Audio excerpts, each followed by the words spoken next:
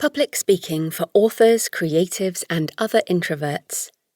Written and read by Joanna Penn. Mastered by Dan van Werkhoven. You can download the companion ebook with links as well as interviews with professional speakers, templates and a speaking checklist at thecreativepenn.com/speaking download. Introduction. Speaking is not an act of extroversion. Malcolm Gladwell. A few years ago, I spoke to a large group of authors at the London Book Fair about book marketing. During the talk, I mentioned I was an introvert, and that one sentence entirely changed the dynamic of the room. I received so much feedback from sharing my story of introversion that I wanted to write this book. To demonstrate that introverts can be professional speakers if they wish, and to teach authors and creatives how to utilise public speaking as part of their business, either as a form of book marketing or to create a separate income stream. Since then, introversion has become more visible and accepted, in a large part due to the success of Susan Cain's fantastic book, Quiet: The Power of Introverts in a World That Can't Stop Talking. Wherever you are on the continuum of personality types, there's never been a better time to embrace who you really are. The title of this book comes from my own experience. I'm an author and an introvert, someone who recharges energy by being alone. I'm a creative entrepreneur, making a full-time living from my writing. I'm also a professional speaker, and public speaking is an income stream for me, as well as a distribution method for my books and a marketing tool. I also love doing it, and that passion is why I want to help you on your own speaking journey. As creatives in a crowded world, we can no longer sit in our rooms, creating alone, if we want a viable income. Increasingly, we have to be out there in the world, sharing our knowledge and being visible in order to have a successful career. It's also a good idea to plan for success, and authors and creatives often have to speak when they become well known. So it's best to start practicing earlier before you really need those skills. This book is an easy reference guide with the information that you need the most to speak confidently and professionally in public. And, although some chapters have specific tips for introverts, much of this information will be useful for anyone who is interested in public speaking, regardless of personality type. My story. My career path has been a winding one, which I think is common for many creative entrepreneurs these days. After doing a master's degree in theology at the University of Oxford, I joined Accenture, a global management consulting company.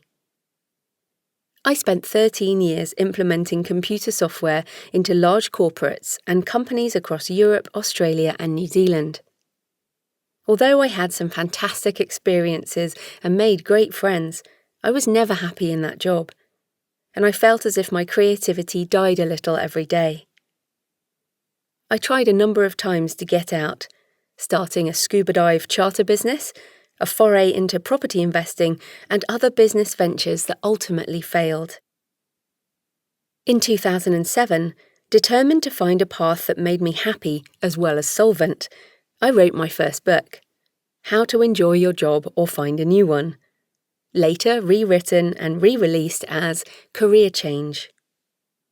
That book changed my life as, in the process of writing it, I learned more about myself and what I wanted to do. I also learned about publishing and ultimately about marketing and online business. At that point, I also decided that I wanted to speak professionally in order to share my story and help others trapped in corporate life. I joined the National Speakers Association in Brisbane, Australia, where I was living at the time, in order to learn from professionals. I began speaking for free at local writers' groups and networking meetings, and then speaking at professional events, charging for appearances. In 2010, I spoke at a 4-day retreat in Bali, and since then I've spoken in London, Zurich and Berlin, as well as other cities in Australia, England and all over the USA. Although I consider myself primarily a writer, with thrillers under the name J.F. Penn and non-fiction books under Joanna Penn, I'm also an international professional speaker, and speaking is now part of my creative business. When I first started my journey of public speaking, I thought that I had to develop another, separate persona for the stage. I had spent years in the corporate environment, developing an extroverted shell, because I thought that the real me wasn't acceptable. I thought I needed to do the same thing as a speaker, since the most well-known models were people like Tony Robbins. But that wasn't the authentic me, and I struggled to find my true voice as a speaker. When I finally embraced my introversion, I was able to develop a sustainable speaking style that both nurtured me and served the audience. I want to help you do the same. Appearance is not reality. Some people act like extroverts, but the effort costs them in energy, authenticity, and even physical health. Susan Cain, Quiet. About this book. In this book, I'll share everything that I know as a professional speaker and introvert. It contains lots of tips about public speaking in general, based on my own experience over the last 10 years. In addition, I cover some specific points that creative introverts need to consider as speakers. You can read this book from start to finish, but you can also dip in and out, as each chapter contains tips that you'll need at different times on your journey. Part 1 goes into the practicalities of speaking, types of speaking, preparation, your actual talk, and what happens afterwards. Part 2 is about some of the psychological aspects of speaking, your mindset, authenticity, confidence, and tackling the inevitable anxiety, which we all feel. Part 3 discusses the business side of speaking, financials, marketing, and how to create multiple streams of income. The appendices contain resources that may be useful in your speaking journey. You can also find audio interviews with speakers from the book, as well as accompanying downloads at thecreativepenn.com/speaking download. Let's get started. Why speak anyway? Most of us realise that at a certain point in your career, whatever you're doing, that it would be advantageous for you to be able to stand up and persuade other people of the value of your ideas and your point of view. It's going to open a lot of doors that would be closed otherwise. Mark McGuinness, wishfulthinking.co.uk. Why do you want to make speaking part of your portfolio? Here are some possible reasons. 1. Help and inspire people. One of the most rewarding things about speaking is sharing your message and changing people's lives. If you're passionate about your topic and you communicate well, you will touch individuals, sometimes in unexpected ways. Watching the light dawn in someone's eyes as they suddenly understand that their life can change is fantastic, and I think many of us speak to help others. This is intrinsic reward, and the reason why some people speak for free to groups that might not be able to afford professional speakers otherwise. Whenever I am exhausted from speaking and travelling, and think that perhaps I want to give it all up, this is the anchor I hold on to. I made a commitment when I started my blog, thecreativepenn.com, in 2008, that I wanted to help release 1 million books into the world. Every person that I empower to write, publish and market their book adds to the tally, and whenever I speak I add a few more to the list. Whatever you speak about, consider how you might change people's lives. 2. Personal development. Speaking can be personally transformative. When you craft a talk, you have to organise your thoughts into a coherent structure and lead people through a story. This helps to order your own thoughts and can change the way in which you think about a topic. Writing this book has helped me to clarify further what I want from my own speaking career, and we often teach what we need to learn the most.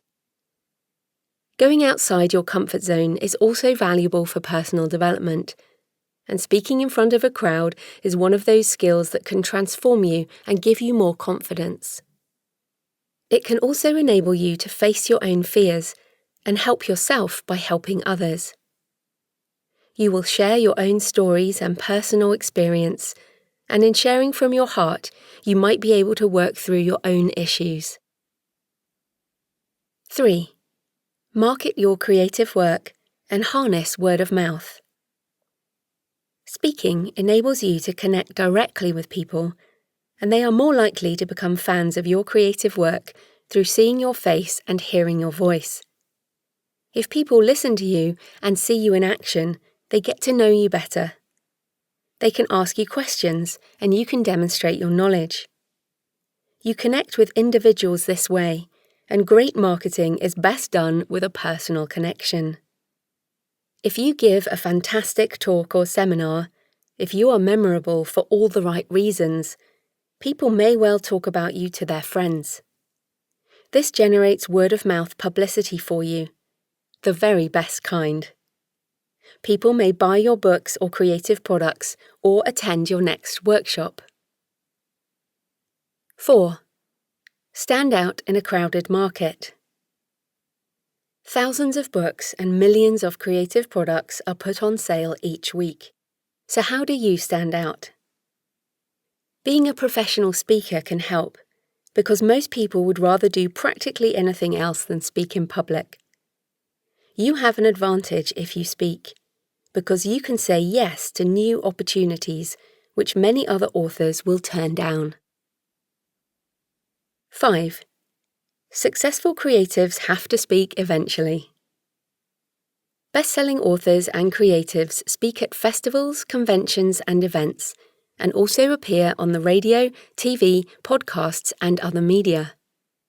Therefore, if you want to plan for success, you need to prepare for these events and make sure that you fulfill the audience's expectation when you get there. I've been at plenty of literary festivals where authors have given a poor performance, and it has affected the way in which they are perceived by the audience. In comparison, those authors who can entertain and inspire in person will draw more readers to their written work and sell more books. 6. Multiple streams of income. Speakers can earn a good speaking fee for a keynote speech, but can also run workshops or other events that may generate significant income. Many speakers sell books and products at events, but you can also include the price of a piece of your work in the cover charge, so that all attendees get one as part of the event. Back-of-the-room sales are almost guaranteed if you give a great talk or workshop or seminar, because people want to take something of you home as a reminder of a great event. You can even start by speaking on a topic and then turn that into a book later, repurposing your material in several ways. For more detail, check out my book, How to Write Non-Fiction. Turn your knowledge into words. 7. Expenses paid travel. This may be more of a personal reason, because I'm a travel junkie, and one of my goals around professional speaking is to use it as a vehicle for travel experiences. I may even say yes to an event because I want to visit the location, or say no because I've been there before. When I speak in different cities or even a different country, I generally stay on for a day or two after the event and experience a new place. This might offset the income goal in many instances, but I often get ideas for my novels when I travel. It is a life priority for me, and it nourishes my creative soul. 8. Serendipity. You never know who is in the audience when you speak, or what will come of your appearance on a particular day. It may be that someone talks to someone else and suddenly you get a call that changes everything. You'll never know unless you put yourself out there. So what are your reasons for speaking?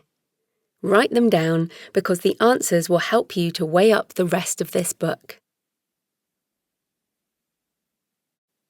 What is an introvert? Introverts are drawn to the inner world of thought and feeling. Extroverts to the external life of people and activities. Introverts focus on the meaning they make of the events swirling around them. Extroverts plunge into the events themselves. Introverts recharge their batteries by being alone. Extroverts need to recharge when they don't socialise enough. Susan Cain, Quiet.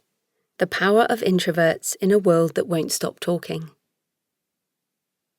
Before we get into the details of public speaking, I wanted to go into more depth around introversion, as understanding some of these things about myself has changed my life. We're all different, and we all exist on the spectrum of personality. There are no absolutes, and we move up and down the scale, even during the span of a single day. There is no better type of personality, and no value judgment as to where you sit. Introversion doesn't have to define your entire existence, and many people have trouble with labels, as if they somehow diminish us. But I find that these labels are tools for understanding an aspect of ourselves, and that making the most of our lives is easier when we know ourselves better. It certainly helped me. One popular way to see where you sit on the spectrum is to take a Myers-Briggs test. There are free options online. It is a blunt tool, but it may be interesting to see your results. I'm INFJ, a common personality type amongst writers, although rare in the general population. Portrait of an introvert. One of my favourite testimonials from a live event says, "Joanna is the Energizer Bunny of writing, publishing and book marketing." But that quote represents only one aspect of who I am. I'm an energetic speaker, passionate about my topic. I bring my own bounce, aiming to inspire as well as educate. I am usually vibrating at such a high level by the end of an event that I'm physically shaking and I'm exhausted afterwards. As much as I love it, speaking takes a lot out of me. This used to worry me until I came to understand my own introversion. Here are some of my introverted personality traits that you might recognise in yourself, or perhaps in those that you know and love. I enjoy spending time alone. Writing, creating, thinking, reading and being alone make me happy. I do like being with people, but I need a lot of time alone, and it's how I recharge. If I don't get that alone time regularly, I go a little crazy. When I'm sociable, I prefer one-on-one meetings or small groups, as opposed to large groups or parties, which are overwhelming and exhausting. I don't like small talk. I'd rather ask you about your passions or fears than what was on TV last night. I'd rather say nothing than talk on the surface of life. If I'm being quiet, I'm probably thinking about something else, so please don't be offended. I don't like conflict or arguments, so even if I violently disagree, I'd rather walk away than engage, although I may address it in writing later. I'm hypersensitive to surroundings and noise. I find crowds and parties an assault on my brain, battering me into submission. When I do go to parties, I usually drink alcohol and spend a lot of time on the dance floor. People think I'm the life and soul, but an introvert can be alone while dancing. Now you know all my secrets. I'm not shy or afraid of new people, but I find networking events difficult because of the noise and stimulation levels. I used to do a lot of networking events at the beginning of my entrepreneurial career because it seemed the best way to meet people. I have since made many more business contacts and friends by meeting people on Twitter and then having a Skype call one-on-one, which I have found much easier. Note: shy is a different scale in terms of personality. For example, you can be a shy extrovert. I hate the telephone. Cold calling or speaking to people on the phone is never going to be a way that I can attract business, and I rarely even answer my own phone. I prefer to email and arrange a specific time to talk when I can plan my energy levels. I'm happy sharing my intimate thoughts and ideas through writing and online, and prefer to communicate using the written word or through my podcasts. I have strong opinions and like to express them, but I won't raise my hand to ask a question in a crowded hall. When I'm tired, I become more introverted, needing to be alone and quiet. If I don't manage my energy well, I can end up having to leave events early. This has happened to me a lot at conferences, especially multi-day events. This is why I choose my speaking events carefully now, making sure it's of benefit to the audience, but also taking care of my energy flows.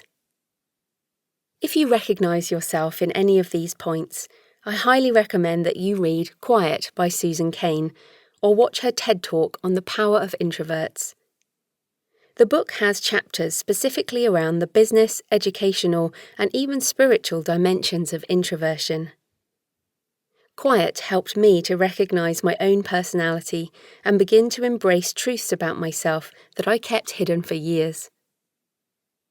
When I read Quiet, I felt an immense sense of relief, as I realised that I'm not a freak, I'm not abnormal, and I no longer have to pretend to be an extrovert in order to be accepted. This is me, and I have discovered that other people are like me too. Perhaps you're one of them. Part 1.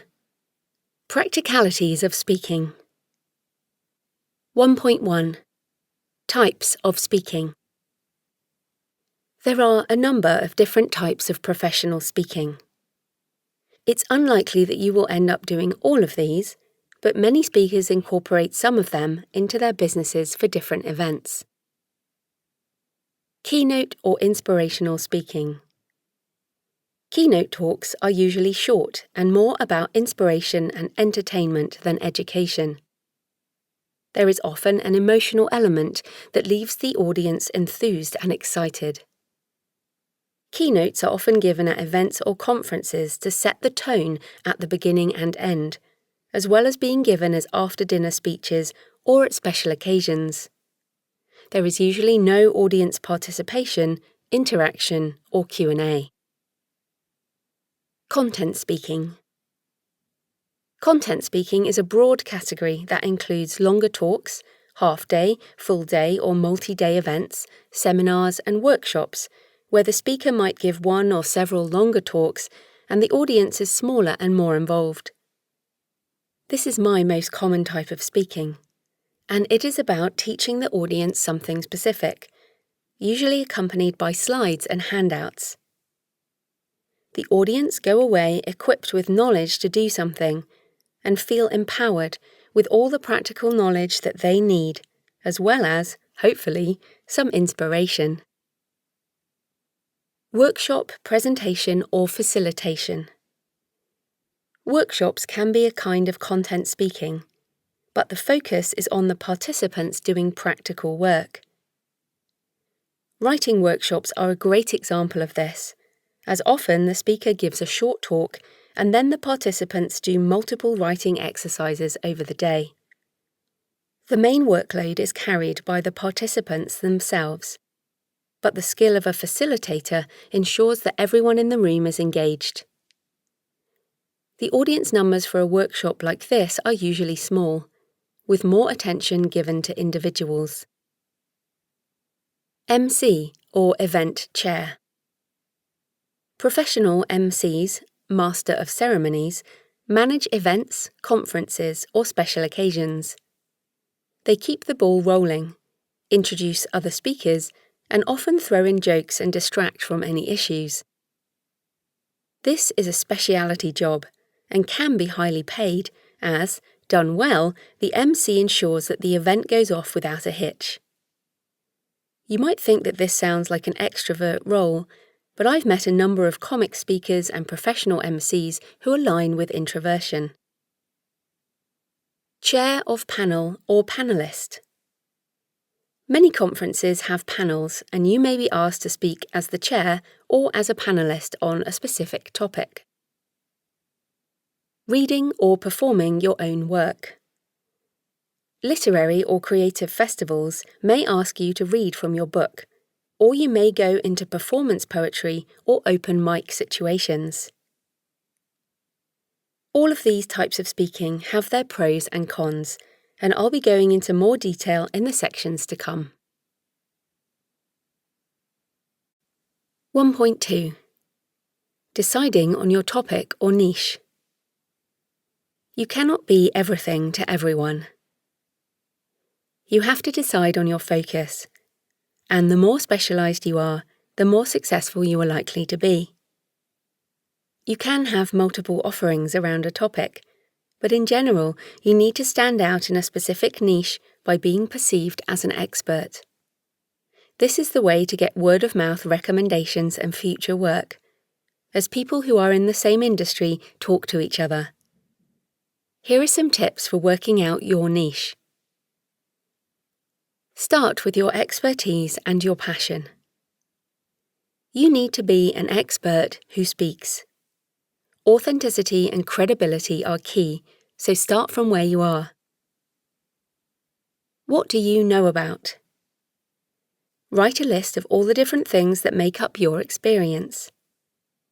Perhaps you have a book already, or years of expertise in a particular field. Out of that list, what are you passionate to speak about? It needs to be something that inspires you for the long term. You also need to decide what makes you unique and how you can stand out from the others who speak on the same topics. For example, I write thrillers and non-fiction, but I don't teach live classes on the craft of writing, as that niche is crowded and already well served. Instead, I focus on creative entrepreneurship, which helps me stand out, as very few authors also teach the business side. Choose a market that people actually want and will pay for. Think about who is interested in your proposed topic in order to determine whether there's a market. Who are those people? What do they want? What benefit will they get from your talks? Who already caters to them? For example, is there already a conference circuit for that niche? You also have to decide what your speaking goal is and how you want your life to look if you are successful. There are speakers who make a multi-six-figure income from speaking events, and if you want that, you need to aim for higher-paying audiences, for example, the corporate market, highly paid keynotes, and audiences who can make money from your advice. You will also need to speak a lot and may have to travel a great deal. If you're aiming for supplemental income, travel, and personal development from your speaking, then you can consider smaller niches. For example, I speak to writers, authors, and other creatives, mostly self-employed people who don't expect to pay as much as corporates for an event. I'm also an author first, so I don't want to speak full-time. I take on a few key speaking events per year in a highly targeted market. You get to choose. Look at Speakers Bureau and what others are doing. Google Speakers Bureau and browse the categories of what people are speaking on. For example, corporates pay highly for speakers on leadership and peak performance. Perhaps your expertise fits into that category. but how will you stand out in that particular niche? Watch other speakers live or on TED.com and then go check out their speaking page to see what their specific niche is and where you might fit. If you're unsure what your topic is, decide what it's not. This can sometimes take some time as well as trial and error. When I was unhappy in my day job as a management consultant, I wrote a book for miserable cubicle slaves like me. I initially went down the path of speaking to groups about career change, but it didn't energise me. It felt uncomfortably close to what I used to do as a job, even down to wearing the same pinstripe suit. So I began speaking to groups of creatives and people starting their own small businesses, and I loved it. Decide on your message. Once you have decided on your topic, you need to explore that in depth, expanding on your area of expertise to become super knowledgeable. Writing a book is one great way to sort out your own ideas. But one of the most important things to do is to read around the niche so that you get all kinds of other perspectives. There will always be hundreds of books on a popular topic. For example, there are a lot of books on public speaking. But this is my take, based on my experience of being an introvert and a creative, which is quite a different viewpoint. It will be the same for your niche. For more detail, check out my book, How to Write Non-Fiction.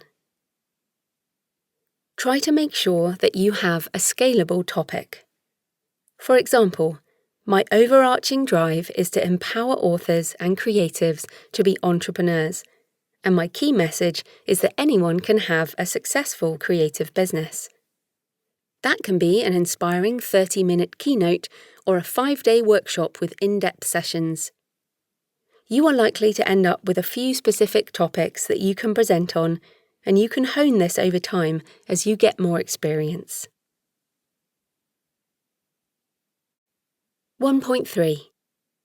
Preparation for the event.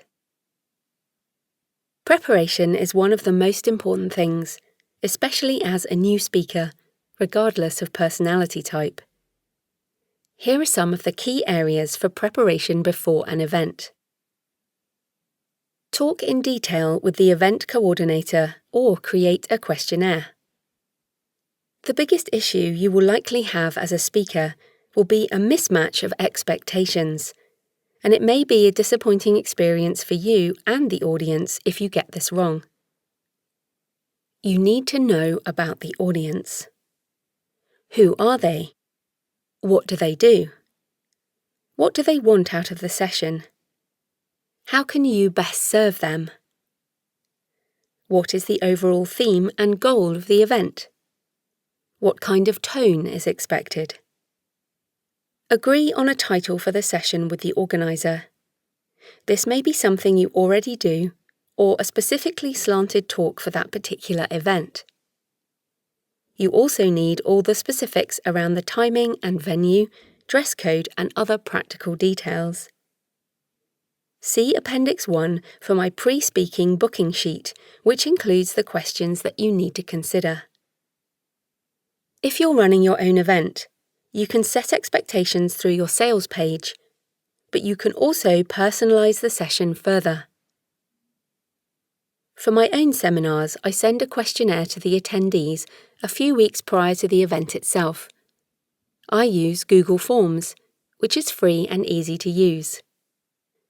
Try to give people open questions so that you get longer answers, and then integrate their questions and thoughts into your talk. For example, what is your biggest question about X? Or, what are you struggling with around X? A questionnaire can also help gauge the level of the audience. For example, I speak about online publishing, book marketing, and creative business. But it is a very different talk if my audience are writing their first book versus professional authors with 10+ published books and years of experience behind them. Tailor your material to the specific audience. Most speakers will develop a certain number of presentations, slide decks, and stories that they can deliver to audiences. But it's also important to tailor the material to the specific audience. The more you know about who you're talking to, the more relevant your material will be for them. I sometimes speak about branding and online marketing. I've given a similar talk to groups of authors, to small business owners like accountants, and also to a gaming and hospitality conference with people who owned pubs and casinos. Although the ideas and principles were the same, and the main slide pack was similar, I used examples that were relevant to each audience, so the presentation was specifically tailored. When you know your topic in depth, when the fabric of your message comes from your own life, then you can also anticipate what people will ask you. In my workshops on marketing for creatives, I put up a question on the screen. What are your feelings about marketing right now? Then I open it up to the floor, and people share with the group. Because my talk is based on my own experience, I know what is likely to be said.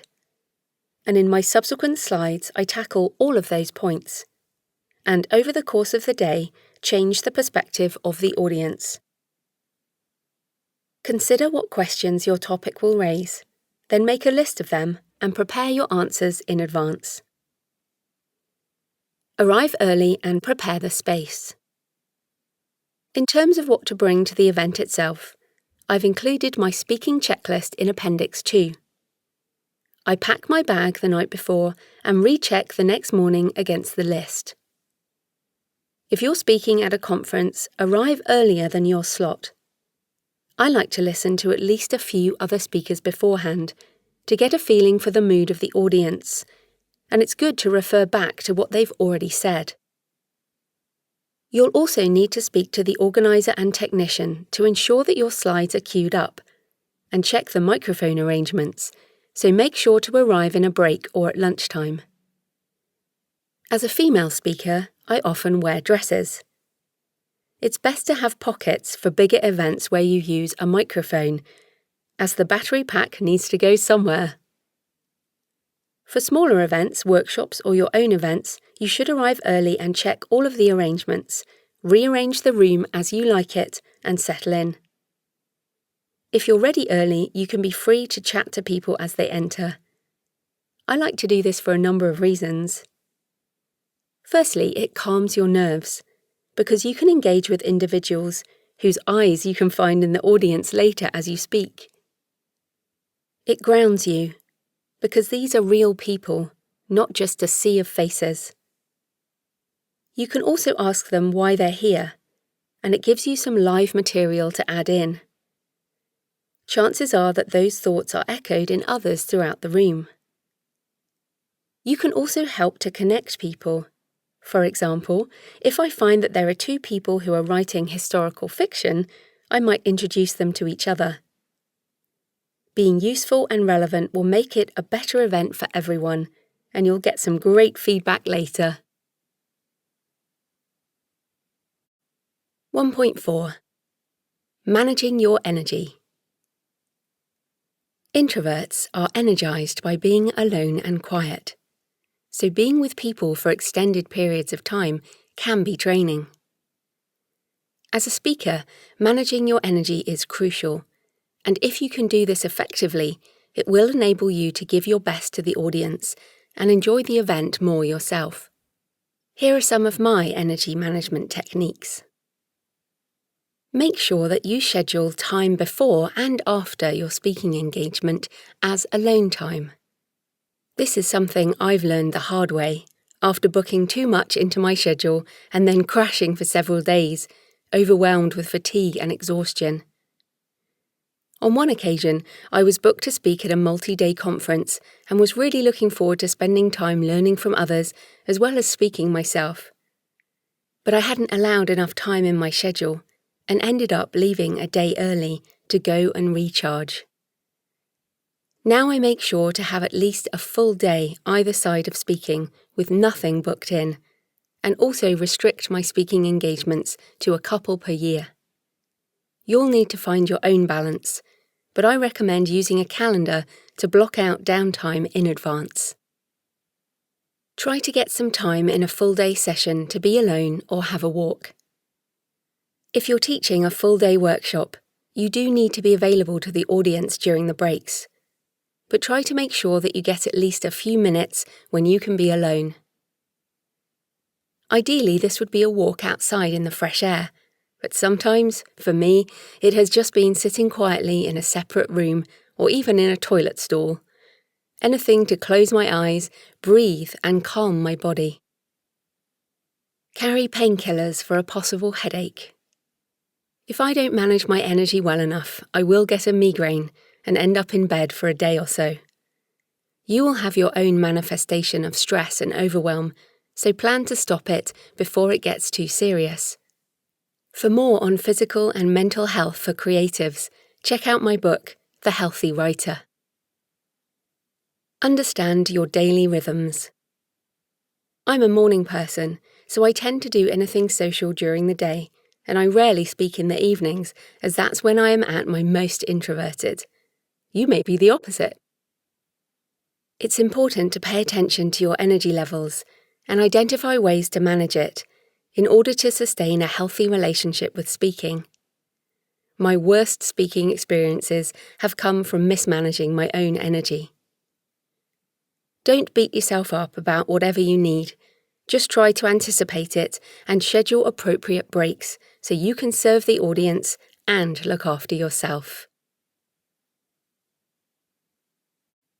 1.5. Awesome slides, not death by PowerPoint. I spent 13 years as a business consultant in large corporates, so I know what a slide presentation should not be. I've been in those hideous conferences and meetings with tiny fonts and boring speakers droning on for hours. You do not want to be like that. Why use slides anyway? You don't need slides to speak. You can give an amazing talk without slides. Plenty of people do it. But there are a few reasons why slides are sometimes a good idea. They allow a different mode of learning, and some people need visual input to hang your spoken words on. They can also give another point of focus for your talk, adding depth to your story and holding people's attention. Alastair Humphreys, adventurer and speaker, uses his own gorgeous photos from travelling around the world as a backdrop to his message. My slides have evolved organically as my talks and the things that I've done have gradually evolved. Therefore, the stories I tell evolve. I have a PowerPoint presentation with about 200 slides in, and I pick and choose from those to put together the presentation to fit a specific time. Quite often, I put a quotation from a book or a film that helps to highlight the story and the point that I'm trying to tell. Alastair Humphreys, adventurer. As a fellow creative, you're likely to have a store of interesting things that you can use as visual aids. In a workshop or full-day seminar, visual slides can structure your talk, anchor your message, and help you speak for a longer period without resorting to written notes. It's hard for the audience to concentrate for a full-day session without visuals. Visuals are important for showing specific technical information in a teaching-style seminar or workshop. For example, I use slide decks for my full-day workshops on secrets of successful self-publishing and how to make a living with your writing. As I teach specifics around software and websites for publishing and marketing, I need to show visuals that explain clearly what happens on those sites.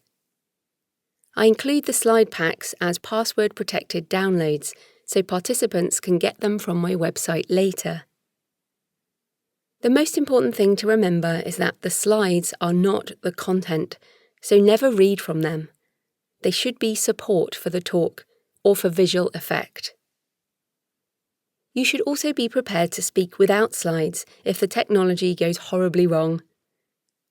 I always take a printout of the slides just in case, as well as a copy on a USB stick.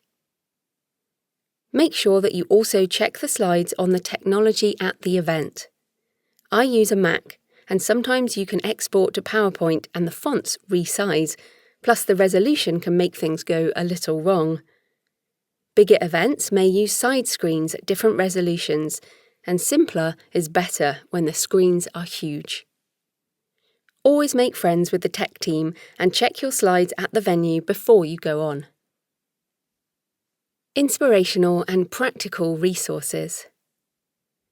I can recommend a few resources to learn about this style of slide presentation. 1. TED Talks have been responsible for the mainstream shift in the way in which slides are used. These short, inspirational talks by individuals with an important message are often accompanied by powerful visuals that give an edge to the words of the speaker. 2. Slideology by Nancy Duarte. The Duarte Company and this book help people to take their presentations beyond words and pictures to become transformative experiences. Check out their portfolio for examples, and the book goes into how to create such presentations yourself. The follow-up book is Resonate, Present Visual Stories that Transform Audiences. 3. Presentation Zen by Gar Reynolds. This book and blog use the principles of Japanese minimalist design applied to presentation skills to enhance their impact. How to create awesome slide packs. Decide on the outcome.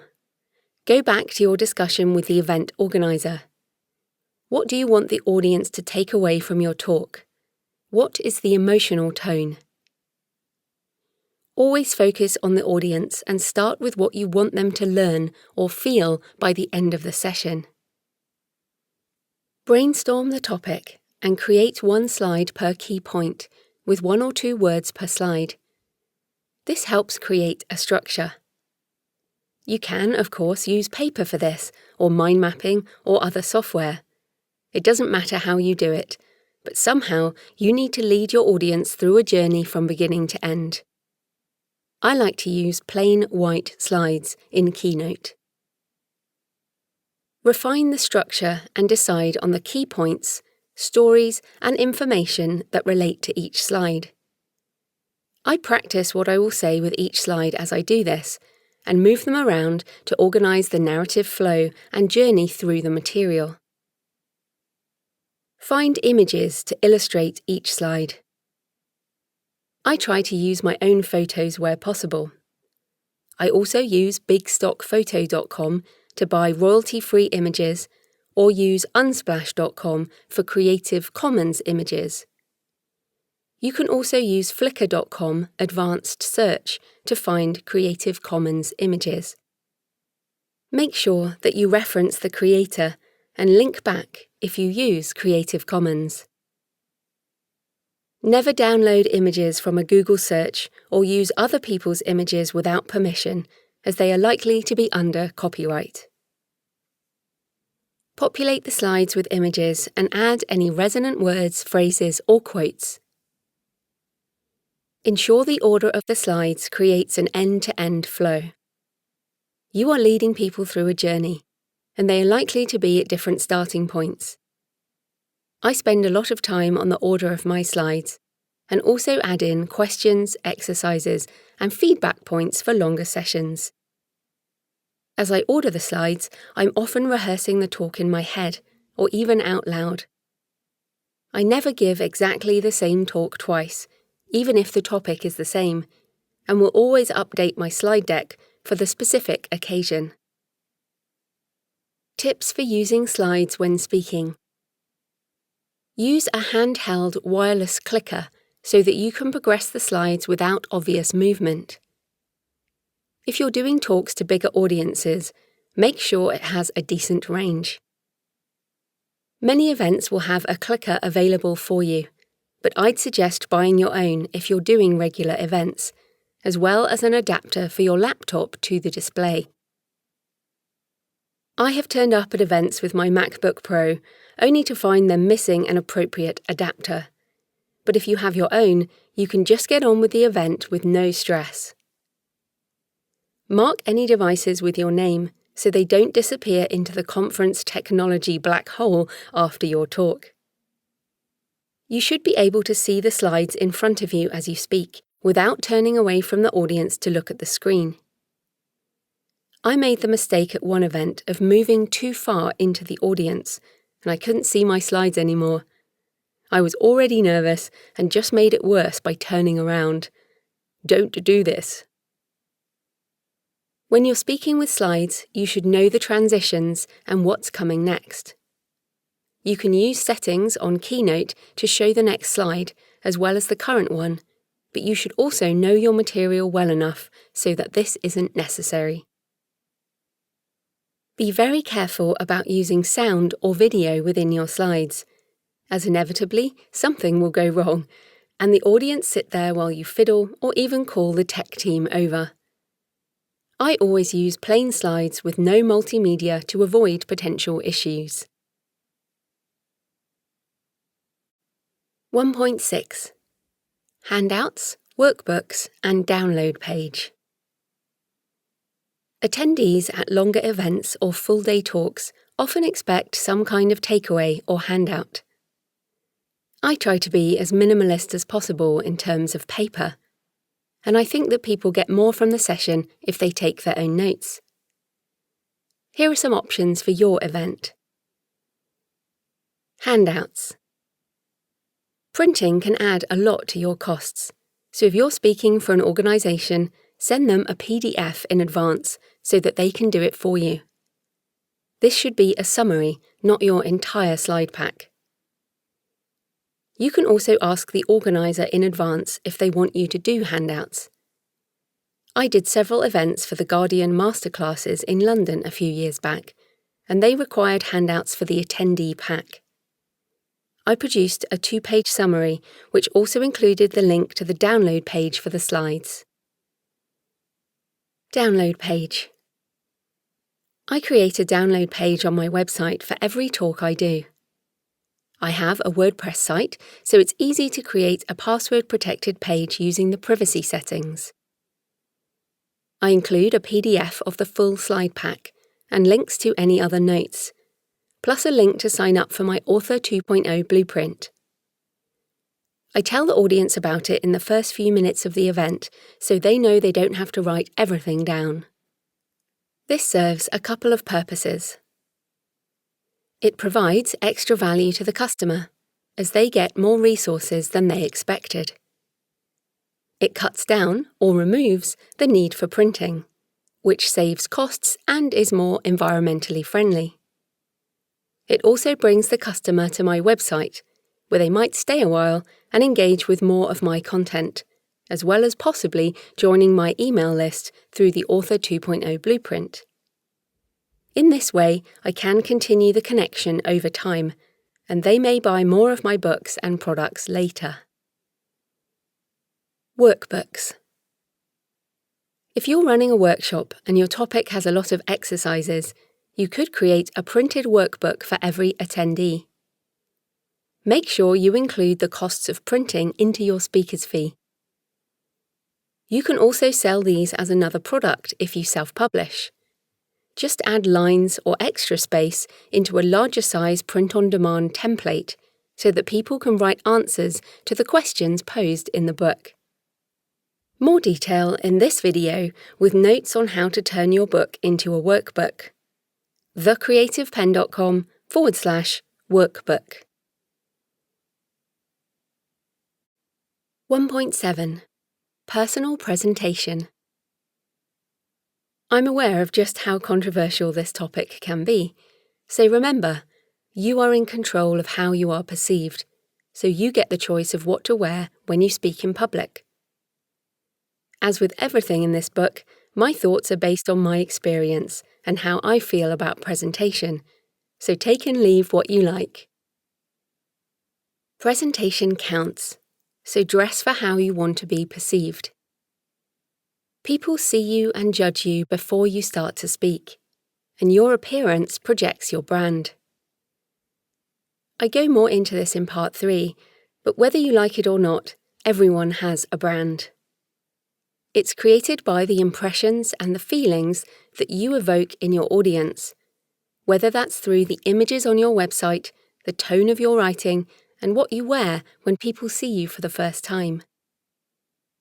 I've never been much of a shopper, and didn't wear makeup when I started speaking. I didn't dress up at all. But after one of my early talks, a woman came up to me. "I loved your talk," she said. "You have amazing energy, but your casual appearance detracts from the professionalism of your material." She made some comments about my clothes and lack of makeup. I felt myself wanting to reject her comments out of hand. Why should it matter what I look like? It seemed shallow and unimportant compared to the message, which she had clearly taken on board and appreciated. But as I reflected on her words driving home later that evening, I considered the cover of a book. I firmly advocate using a professional designer if you self-publish, because people do judge a book by its cover. I concluded that people were judging me by my appearance before I even stepped onto the stage to speak, and that would impact how my talk was perceived. Later that year, I went to a professional speakers conference and observed how the top female speakers presented themselves. These women were commanding 5 figures for a keynote, and they dressed like they deserved it. Without exception, they were well-groomed, with makeup and clothes that projected their professional brand. Their example prompted my trip to the department store to get a lesson in applying makeup, as well as buying some new clothes for speaking. It's the same principle for men, although you might not need the makeup lesson. Here are some broad suggestions for personal presentation. Dress to the venue, the occasion, and the audience. When I worked in the corporate world, we were told to dress smarter than the smartest client. I think that advice still stands, and dressing more smartly will give you extra confidence. If you're an after-dinner speaker at a black tie event, you clearly need to wear formal attire. If you're speaking in a bar downtown, something more casual is fine. If you're doing a writer's retreat in Bali and teaching on the edge of the jungle, as I have done, then a sarong or shorts is completely appropriate. But on a stage in front of hundreds of people in central London, something smarter might be a good idea. Dress to your brand. When I spoke on career change to corporates a few years back, I used to wear a black pinstripe suit. It worked with my message and the audience. But now I'm an author and speak mainly to creatives. I wear colourful dresses and funky jewellery because this fits my brand and how I like to portray myself. I also have jackets for more formal occasions, but as I no longer fit the corporate mould, I don't want to dress in a corporate style. Alistair Humphreys, adventurer and inspirational speaker, wears jeans and a branded t-shirt with #microadventures, the name of one of his books, when he speaks to groups of aspiring explorers. He has a suit for corporate events, but that mix of wearable branding is effective for less formal talks. Don't let your appearance distract from your message. People shouldn't remember what you were wearing. They should only remember your message. Don't wear something new that itches or clothes that make you self-conscious. If you need to be mic'd up, you'll need a belt or a pocket or something to hang the battery pack off, so make sure that you have something tech support can work with. I rarely wear heels, but if I do, I wear boots with thick heels so that I'm comfortable and also have no chance of stumbling, as there are often steps to a stage. The details will be different for every occasion, but think about the practicalities before the event. You want to feel at your best when you speak, and what you wear does have a bearing on this. Consider the possibility of film or photography. Act as if you are always on camera, as you may well be with smartphones in every pocket. Many conferences also have roaming photographers and videographers, and if you're one of the speakers, you will be much more on show than the participants. As an aside, it's always worth trying to get the card of the photographer, because if they get some good shots, you can always purchase them separately for your speaker page or website. Tight patterns or pinstripes can look weird on video or in pictures, as I have found with one particular jacket, so be careful of those or test them out beforehand. 1.8. Pre-speaking rituals. In my experience, the speaking state is something I need to shift into. I can do this quickly if someone asks for an impromptu talk, but generally I have a routine that eases me in. And this is surprisingly common amongst speakers and other performers. Rituals are just a way to shift yourself into a peak state for whatever you want to achieve. There are no rules, and you will likely develop your own rituals and preparation routine over time. In the Netflix documentary, I Am Not Your Guru, inspirational speaker Tony Robbins demonstrates his ritual, which includes a lot of physical movement, like trampolining and affirmations. He's one of the most successful speakers in the world, so clearly it's not just for the newbies. My pre-speaking rituals. On the day of the talk, I am always chronically early. I like to arrive at the venue at least 90 minutes prior to my session, and then have a coffee in the vicinity once I know where the physical location is. While having coffee, I write my intentions for the talk in my journal. These are in the form of positive statements, being grateful for the opportunity and for how well it will go. It's a way to clear my mind of all the other things I could be thinking about and focus on the people I am about to serve. It's my way of stating my intentions for the day, clarifying what I'm about to do, and focusing on the audience rather than my own anxiety. After writing my intentions, I read my session notes through again. On the walk to the venue, I listen to my speaker playlist of songs. The loud music lifts my energy so that I'm ready to begin. By the time I walk in, I'm good to go. Here are some other speakers on their pre-event rituals. Claire Edwards, brainsmart.com. I'm not religious, but I say a little prayer. And the little prayer is around letting go of the ego. I just say, please let me be the greatest messenger that I can be, so that the people hearing my message get what they need to hear. It's not about me. Mark McGuinness, wishfulthinking.co.uk. I'm a big believer in rituals. I use them for all sorts of things. I use them for writing, to get myself in the right frame of mind. I certainly use them for speaking. One of the things I do is when I arrive, I will arrange the room the way I want it to be. I'll move the chairs around. I'll set up a table with the iPad and slides and my notes, and I'll usually have one flip chart on the other side and pens and stuff laid out. Another thing I do that might sound a bit woo-woo but really works is that I go through a visualization routine where I imagine opening up the chakras in my body. And then the last thing I do is I really go into present awareness.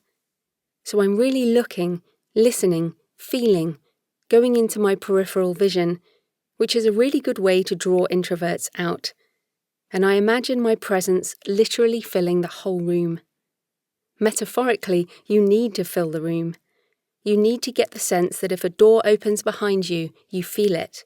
If someone walks in up there, you feel it. You're responsible for everyone in the room, and it really does open you out, that you're 300 feet wide. So once I've gone through all that, and had some coffee, then I'm ready to go. 1.9. Giving the talk. It's not about you. It's about the audience. Yes, I keep repeating that, but it's important. Your focus should always be on serving the needs of the audience, which will also help to calm any nerves you have. The very worst talks are the ones that fail to take into account the needs of the people who are listening. I once heard a publisher talk to a group of newbie authors, all of whom wanted to get published. The title of the talk was How to Get Published, but the speaker spent 90% of the talk explaining her own difficulties with the industry, and then a few minutes at the end talking about how to double-space a manuscript for submission. It was an excruciating experience, and the audience left disappointed. Timing. Respect the audience, respect other speakers, and never ever go over your allotted time. Either finish on time or early, and this is doubly important if there is a break or food involved. You are never more important than food or alcohol. If you're running your own event, be sure to introduce an agenda so that people know when the refreshment breaks are, and make sure that there are enough of them. If you're speaking at a conference and the speaker before you has gone on too long, then cut your talk shorter, or at least ask the organiser what they would like you to do. Don't be boring. Speaking should have a healthy dose of passion, and I don't believe that we can be effective without it. Your passion for your topic should come across in your delivery, even if you have spoken on it many times before. If your material is serious or dry, you can still deliver it with energy. Your body is an instrument. As an author, I spend a lot of time at my desk. I often sit on a Swiss ball and work at a stand-sit desk, which is fantastic for preventing and alleviating back pain, but I still have the posture of a writer. When I speak, I have to consciously straighten my spine, pull my shoulders back, and stand tall. Posture helps with confidence as well as conveying a strong physical presence in the room. Being comfortable with your body and being seen is critical in a speaker. I did a training course nearly 10 years ago now, and one of the exercises involved just standing up in front of the group and being looked at for several minutes without speaking. The feeling of being watched is something that you need to get used to, and the only way to do that is to experience it. As a speaker, there's a moment when the eyes of the people in the room fall on you. Embrace it, don't shrink away. Breathe. You can get the attention of an audience just by standing silently, no need to hush them. Your presence can be powerful, so practice standing tall, aware of your physicality. Self-awareness. In the early stages of your speaking career, it can sometimes feel as if you've just given your talk without being fully present. It's a bit like driving when you know the journey. You do it without thinking, or really being aware during the process. Part of this is nerves, but in my experience, the self-awareness develops over time, when you are more confident in your material and your own ability. You can foster it by trying to pay attention to specific things each time you speak, for example, your breathing. This awareness will help you adapt in the moment to the needs and energy of the audience. It just takes practice. Body movement. Grounding your posture with feet spread and a strong core can help you centre and speak with authority. But many speakers will move around a stage, rather than standing in one place or behind a lectern. Either is fine, and you will have to adapt to the venue and the microphone. Some speakers talk with their hands. I'm a very energetic speaker and find that I am physically drained after speaking for a full day. I bounce, I gesticulate, I can't help it, as I am passionate about my topic and it can't help but come out physically. You will have your own natural style, which can also be improved by training and experience over time. Technical aspects. If you move a lot and you have to wear a microphone, ask the sound technician beforehand where the danger spots on the stage are. If you get too close to the speakers, you may get feedback, that horrific noise that destroys the atmosphere of a room. Be aware of your physical movements and the impact on the audience as well as the technical possibilities. Make eye contact and use the reactions of the audience to help you pace and moderate the talk. Even with a very large audience, you can make eye contact with a few people, and if you do that within each segment of the room, most will feel that there is some kind of connection with you. Look at the audience rather than just looking behind you at the screen. Look at all parts of the room, front, back, and get eye contact with as many people as you can. It's essential. Alistair Humphreys, Adventurer. In smaller groups and workshops where you can change tack more easily, use the questions and reactions of the group as you go along to help you craft a more compelling talk and provide the most value. Your voice. There are a number of things to consider about your voice, but it often comes back to don't be boring and also being aware of the audience reaction. Speaking is an interactive experience, and you will get feedback from the audience if you watch and listen. Positive eye contact, note-taking, and nodding mean that things are going well. Confused looks or drooping eyes can indicate that something is wrong. Here are some more specifics around voice. Volume. The venue and size of the audience will dictate whether a microphone is used or needed. If the event is being recorded, a mic will always be used. Don't be afraid of asking the technician questions, especially if you're new to this. It's important to get used to the mic rather than be afraid of it. If there's no mic and there are more than 30 people in a room, it's worth projecting a little, not shouting. Authors especially can be a little quiet, so it's best to err on the louder side and look for feedback in the room. People will usually cup their ears at the back before they actually say they can't hear you. Pitch and tone.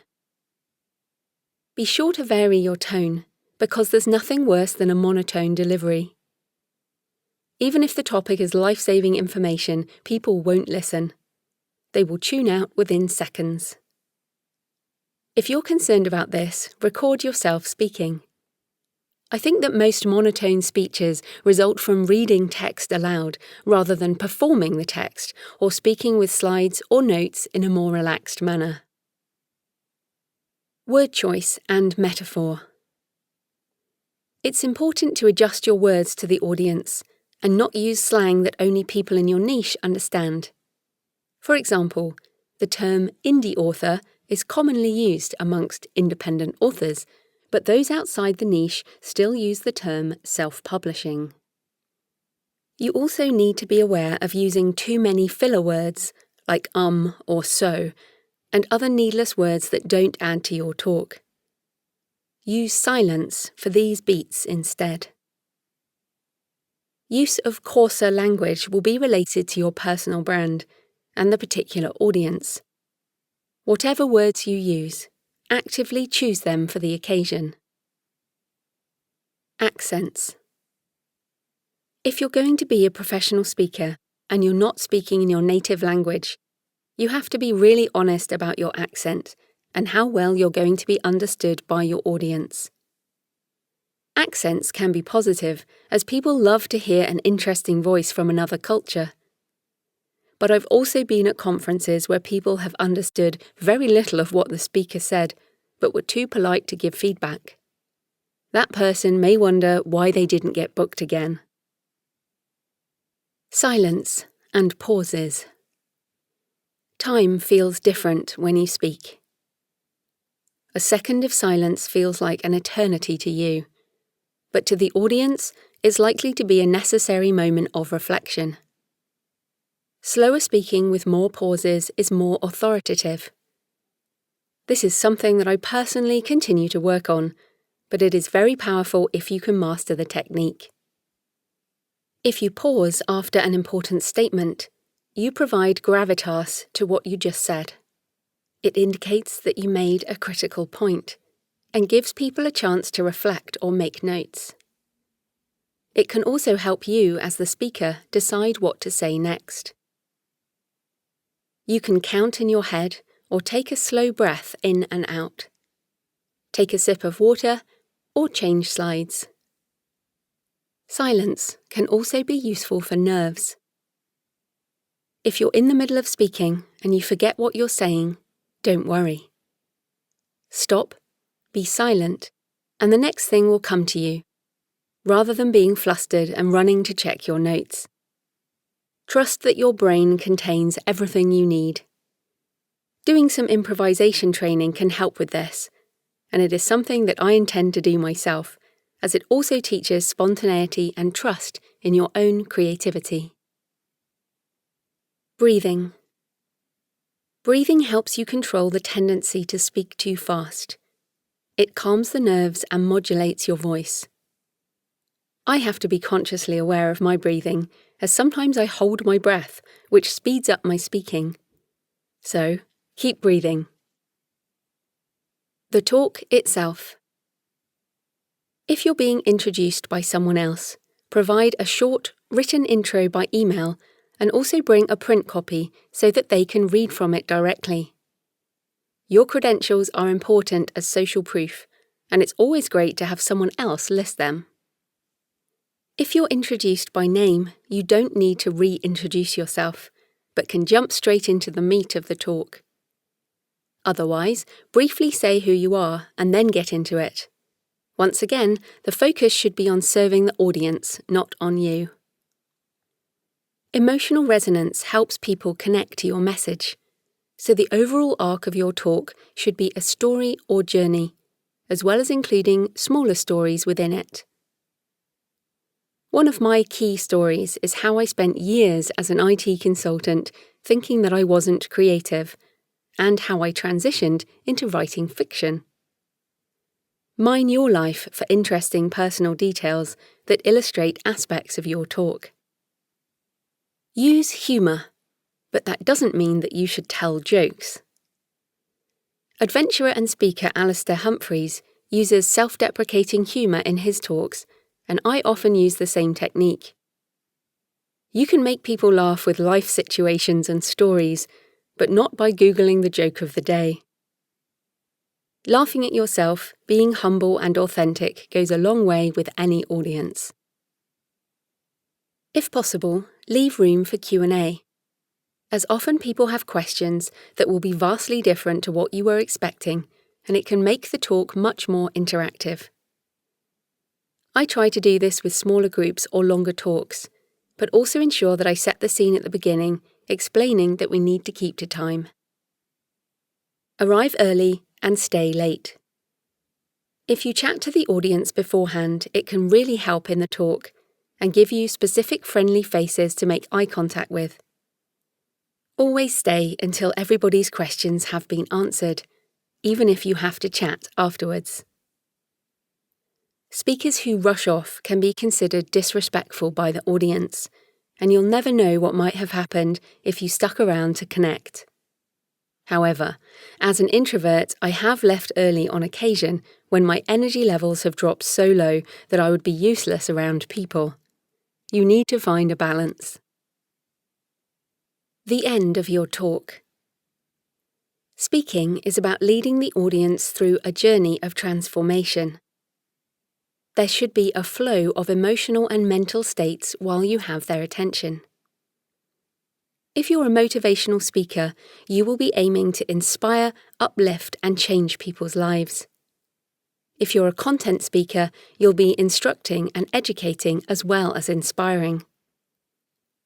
The end of the talk is important, as how you finish will determine the energy state that the audience leaves in and how they remember the session. There are various ways of doing this.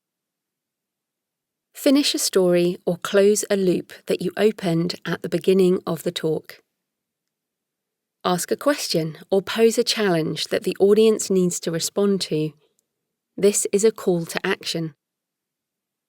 Use a quote or an image on the screen that evokes the emotion you want to end with. I often leave a beat of silence after my ending so that people know it's over, and then I thank the audience. People usually applaud at this point. Try and accept this thanks with good grace.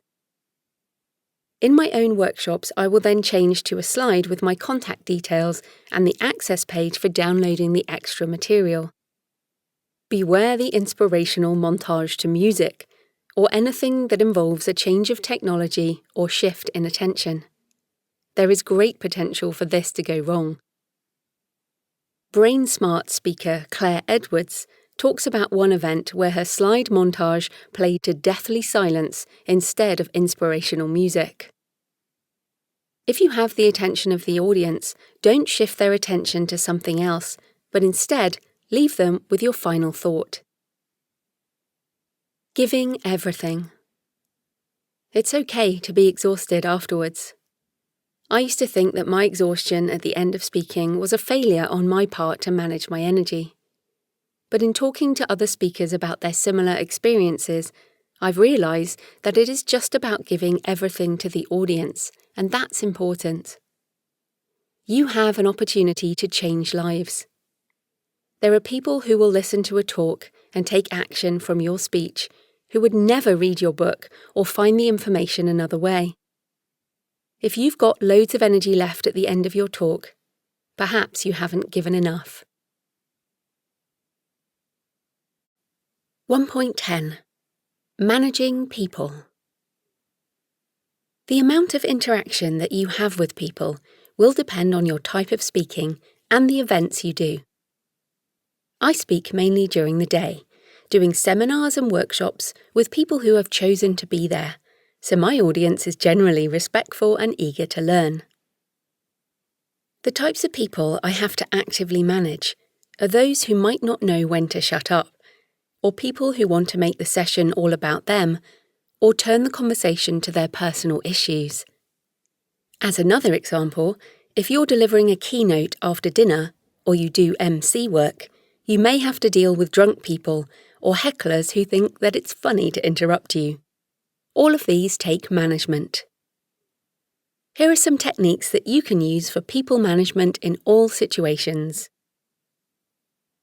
Set guidelines up front. In a workshop or seminar situation where you are in charge of the whole day, you can set guidelines in order to set the tone and expectations of behaviour. I have a slide that I talk about up front, which suggests we take personal discussions offline and talk about them during the break if the main topic starts to be derailed. I also mention that although I'm happy to take questions and interactions during the talk, I will also move people on if we're running out of time. Claire Edwards, professional speaker and facilitator at brainsmart.com, asks participants to make their own rules on how to deal with quiet people, dormice, or those who might like the sound of their own voice, parrots. She gets permission to use a code word or phrase that can be used to politely move the session on. For example, "Thank you for your input," which everyone agrees up front means "shut up." Always remember that you, as the speaker, are in a perceived position of power. Even if you are feeling attacked by someone else, don't react in a way that belittles the other person. Mark McGuinness talks about empathising with angry participants, who are often reacting to stress outside the situation. Alistair Humphreys uses humour to dispel any conflict. I always suggest that we take the conversation offline and follow up during the break or afterwards. However you deal with difficult people, it's important to keep the rest of the audience on your side. As an example of how this can shift, I attended a panel at a literary festival one summer, and an audience member took offence at something one of the authors had said. When this man first spoke, I was on the side of the panel and I agreed with their points. But then the four of them proceeded to lambast him from a physically higher position, as well as being perceived as more powerful. Within minutes, I was angry at the panel for treating a member of the audience this way. There were over 500 people in the room, and I'm sure that I wasn't the only one whose sympathies shifted. Use interaction as much as possible in longer talks. Encourage comments and questions from the audience. You can also anticipate their issues and get them to vocalise them. For example, I know that when I talk to creative people about marketing, they will often ask, "How do I balance my time?" I have the material to answer it, but they feel more included in the process if they ask first rather than me just telling them. Allow introverts in the audience to be quiet. Allow non-interaction without picking on people and enable the audience to join in on their own terms. Extroverts in the room will naturally join in more easily. When I'm a participant, I hate being asked to share, and I particularly hate sitting in a circle being forced to say something at the end of a session. Think about how you like to be treated, and then be sure to respect your audience in the same way, as you'll always have a mix of personality types in the room. Social media, photos, and device usage. Only a few years ago, it was considered rude for people to use a computer, tablet, or phone during a talk. Some speakers still insist on no devices. But we are now a hyper-connected community, and many people in the audience will take notes on a device, as well as sharing quotes on social media or monitoring the back channel of the conference on Twitter. Yes, they may also be playing a game or checking their email, but it's not up to you to police their choices. Your job is not to tell them to turn off their devices. It is to be so interesting that they lift their heads to listen more carefully. You are competing with a myriad of other potential distractions, and I find this to be a positive challenge. Of course, it's best to tell people to turn their phones to silent, but then I actively encourage photos, social media sharing, and selfies after the session. I include my Twitter handle on my slides and include the conference hashtag if there is one, and these days there usually is. I check the tweets afterwards, responding and joining in the conversation. This type of interaction can take the connection onwards and spread your message further through social media marketing. You can even take screen prints of positive social media mentions for your testimonials page. 1.11 Panels. I've been to a lot of conferences over the last 10 years of being an author, and I find most panels frustrating. They often seem to be a way to get as many contributors into one session as possible, but no one gets a chance to speak for long, so the conversation stays at a surface level. Too often, one voice dominates, and the audience can leave disappointed. I've also been a participant on a number of panels, and my experience has varied depending on the others involved and particularly the expertise of the chair in handling the various panel members. So what happens if you're on a panel either as a participant or the chair? If you're the chair. Research the members of the panel carefully. Understand their likely positions and, if necessary, sound them out beforehand. You need to stay on topic, or the audience will go away disappointed. Try to ask questions that will draw out new information from the panellists, not the same old that they have talked about before. Remember, the panel is not usually about you, the chair, it's about the members. Introduce yourself for sure, but keep throwing the conversation back to them. Introduce the panellists with a brief one-liner, and then get into the questions. Too often, the intros can go on for a good chunk of the session if the panel has a lot of people. Control any participant that dominates, goes off topic, or decides to start self-promoting. A good chair has to stay on top of behaviour like this, as there's not enough time for grandstanding. Keep the conversation flowing at a decent pace. You don't have time to relax on a good panel. Don't use or allow slides or supporting material, unless they are physical props such as books or creative work. There's no time for potential technical issues with panels. Leave some time for audience questions, but have more prepared just in case there is silence when you ask. If you're a panellist, research the chair and other panellists in advance so you know their positions on the topic. Decide if there is anyone you particularly want to connect with. Get to know the other panellists in the green room beforehand. Keep your answers short and to the point of the panel discussion. Don't use the time as your personal soapbox. Don't self-promote.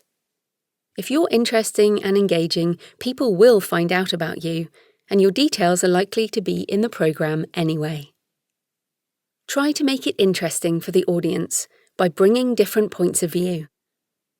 A panel that only has one opinion is boring, although argument for the sake of it should also be avoided. If other speakers on the panel are grandstanding, remain focused on delivering value in your answers. You will stand out in comparison, and people are likely to remember your professionalism. 1.12. Feedback and testimonials. When you're first starting out as a speaker, you want as much feedback as possible in order to improve your performance.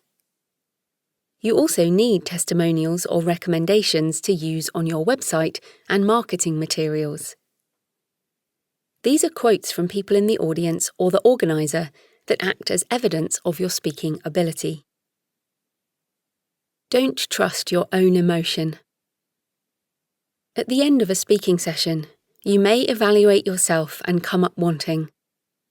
But I've learned that although you may feel it went badly, you'll probably get emails and feedback afterwards demonstrating that people learned a lot and were touched by your talk. Also, if you have predominantly introverts in the audience, you may feel people didn't enjoy it much because they were quiet, but you're likely to get emails and social media comments later saying how great it was. That's just the preferred method of sharing for introverts. So don't rely on how you think it went. Wait for feedback. How to get feedback and testimonials. When running my own events, I use a simple written form at the end of the session. The form has 2 sections. What did you enjoy? What did you learn? Testimonial. And then what could be improved? Feedback. Alternatively, you could email a feedback form using something like Google Forms, which is free. For bigger events, when you don't have access to the audience directly, you can email the event organiser and ask for a testimonial later. For testimonials, remember to get permission to use them on your website. I include a checkbox to opt out of public use on the feedback form. If I get nice emails afterwards, I'll often ask for permission to use the comments. If comments are posted on social media, they are already public, so you don't need permission to screen print those. If you want specific feedback on your speaking skills, then the best way is to video your performance and analyse it, or pay for a professional speaking coach.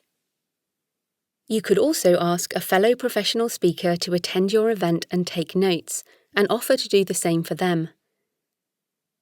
This kind of buddy bartering works well at any stage of your career. Using feedback. Testimonials help the sales and marketing process, whereas feedback is for you personally to improve your speaking. You need both to be effective over the long term. With feedback, just wait a couple of days before reading it, as you have asked for honest comments, so some may be negative. Often those same people give great testimonials, so critical feedback doesn't mean that you were totally terrible. You also need to evaluate what is useful and what is just normal for an event. For example, in my full-day seminars, I will teach the principles of internet marketing. The audience will often be quite diverse. Some people will already blog and tweet and watch YouTube. Others will be completely confused and not have a clue about any of this. Some of those people will write in their feedback that I went too fast, but others will say it wasn't granular enough. Evaluate the feedback as best you can in order to improve your speaking, but remember that you will never please everybody.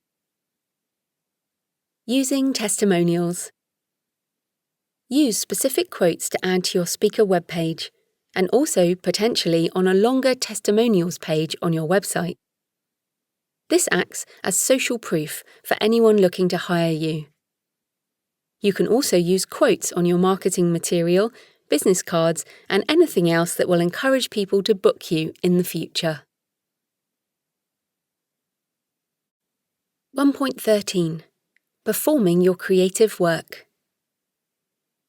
Performance of a written work can be a key part of speaking for authors, poets, and other creatives. This chapter is written by Dan Holloway, novelist, performance poet, spoken word artist, and fellow introvert.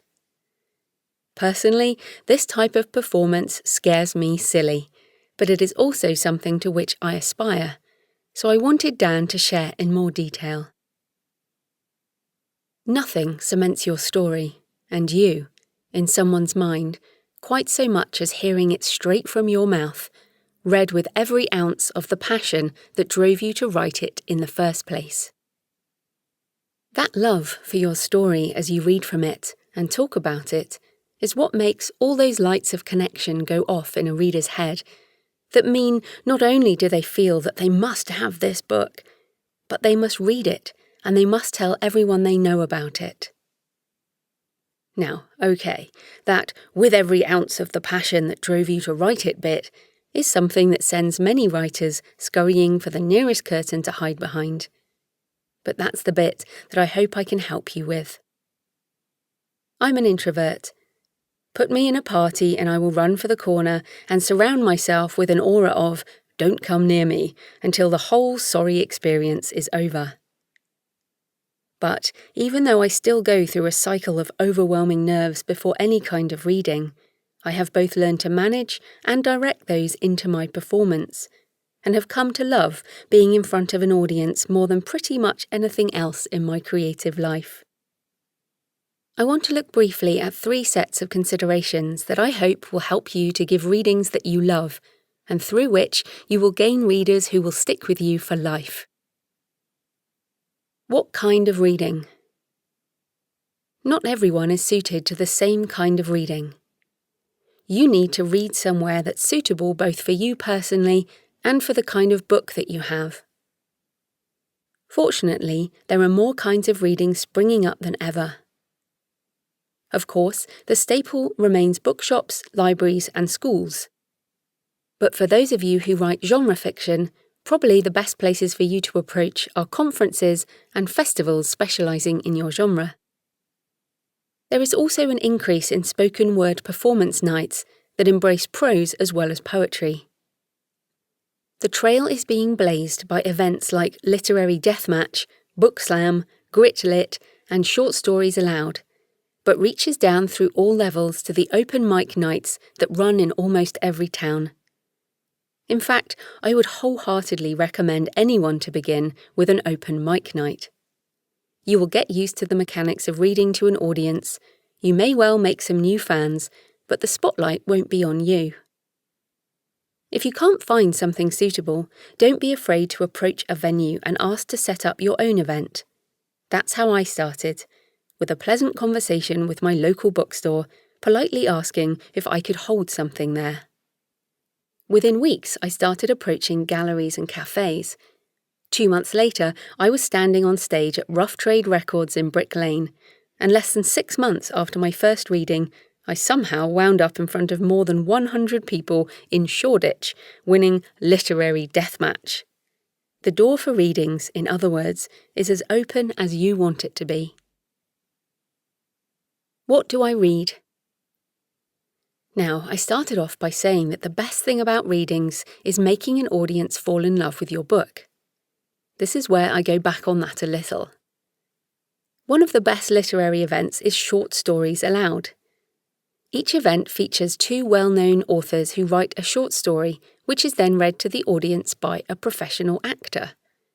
It works wonderfully, even though the writers are usually novelists. The reason is that the very best reading will do 3 things: hold the audience's attention from start to finish, make the audience desperate for more, and showcase all of your talents. The inconvenient truth is that very few passages from a novel will do all 3, or even 2 of those. A great reading, to do all of these, should be short. 8 minutes is the longest you can possibly keep an audience rapt. 5 minutes is about right for prose. You can, of course, do more than one 5-minute piece during an evening. Show all of your talents. However experimental your style, the best readings have a clear narrative arc and will demonstrate your skills at pacing, description, and dialogue. A short story will usually accomplish these better than a novel excerpt. What do I do? So, you have a reading lined up and you know what you'll read. You have the right audience and the right material. So how do you ensure that they will come away inspired and wanting to be a lifelong fan? The best advice that I was ever given came from a writer friend who's also a professional actor. She told me, figure out in advance what to do with your spare hand. The following tips will help you to perform to the very best of your ability. Rehearse. Lots. And then more. Go to the venue in advance. Stand or sit where you'll be standing or sitting for the reading. Get to know the layout of the room so you feel comfortable there. When you do that, pick an object in the room, close to where the audience will be, to read to. That way, you won't be distracted by not knowing where to look. Figure out in advance what to do with your spare hand. Holding a book in one hand really is distracting in a way that you won't realise until you get there and feel this thing waving around by your side. Practice an action, hold something, even put it in your pocket, but plan what you'll do. Learn to breathe from your diaphragm, and learn breath control so that you only ever have to breathe on the commas and full stops. If you only invest in one thing, make it an acting lesson. Don't worry if you're nervous, you will be. You certainly should be. That's because you care and want to give your audience a fabulous time. If you have done all of the above, you will have maximised your chance of being able to work through the nerves and channel them into giving a great performance. This is why you need to do all these things in advance, and especially learn your breath control, because when they confront a nervous you, they can send your mind in 100 directions. If you know the space and are comfortable with your actions and your material, that won't happen. Practical tips. Ensure that you have water. Ask the venue, but bring your own in case. Always have cards or bookmarks with you for those new fans. Bring enough books and check the sales arrangements with the venue. Bookstores may want to check your books in as stock and then take their discount. That, after all, is how they make their living, and doing what the venue likes is courteous and the key to a long-term relationship. Bring a piece of paper for your mailing list and actively pass it around the audience. Have a friend in the audience that you trust to be honest to give you feedback, and ideally to film you so that you can learn for next time. Most of all, enjoy it. Dan Holloway is a novelist, award-winning performance poet, and creative thinking consultant at rogueinterrobang.com. 1.14. Improving your speaking. There are 4 stages of competence when you learn any skill, as described by psychologist Abraham Maslow. Unconscious incompetence. You don't know what you don't know. In speaking, this might be your first talk, and you just winged it without any knowledge of what you need to learn. Conscious incompetence. You know what you don't know. Hopefully this book will start to change those don't knows into knows. Conscious competence. You know what to do to improve, and you have to actively make sure you use those skills and techniques. For example, I am still at this level with breathing. I have to actively breathe more deeply, or I find myself holding my breath. Unconscious competence. The skills and techniques are internalized, and you don't have to actively recall them. For example, eye contact with the audience is part of how I speak naturally now. I don't have to think about it, I just do it. So how do you improve at public speaking? 1. Speak more. As with any skill, the more you do it, the better you will become. I had been speaking in my day job for years in corporate workshops, training sessions, and conferences. So when I started speaking professionally, I went straight to speaking for groups, volunteering for networking breakfasts, and other free opportunities. Then I did my first paid public workshop and progressed from there.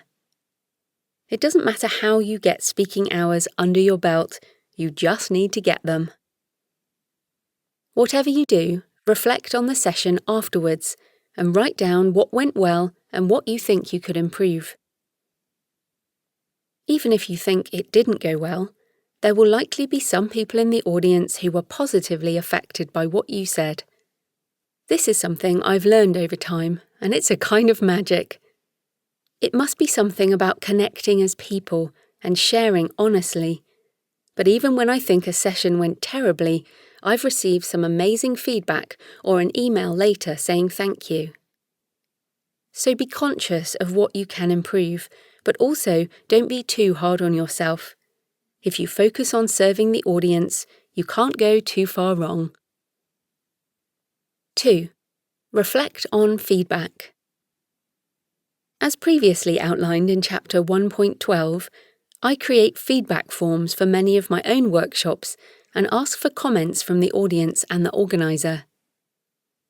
If you collate those responses and assess them over time, you will be able to identify what to improve. 3. Join a professional organisation. Many people start at Toastmasters, which has chapters all over the world, and I highly recommend it if you like structured group activities. I did try a Toastmasters group, but it didn't gel with me personally. Toastmasters is great if you want to improve at an amateur level, but for me, joining the National Speakers Association in Australia was key in taking my speaking to the next level. There are associations around the world as part of the Global Speakers Federation, so you may be able to find a chapter near you from their site. If you want to be a professional speaker, I'd suggest learning from a professional organisation, as they teach the business side as well as the craft. Being surrounded by the best speakers in the world at conventions, as well as attending classes on everything from microphone mechanics to pricing, helped me progress to paid speaking quickly.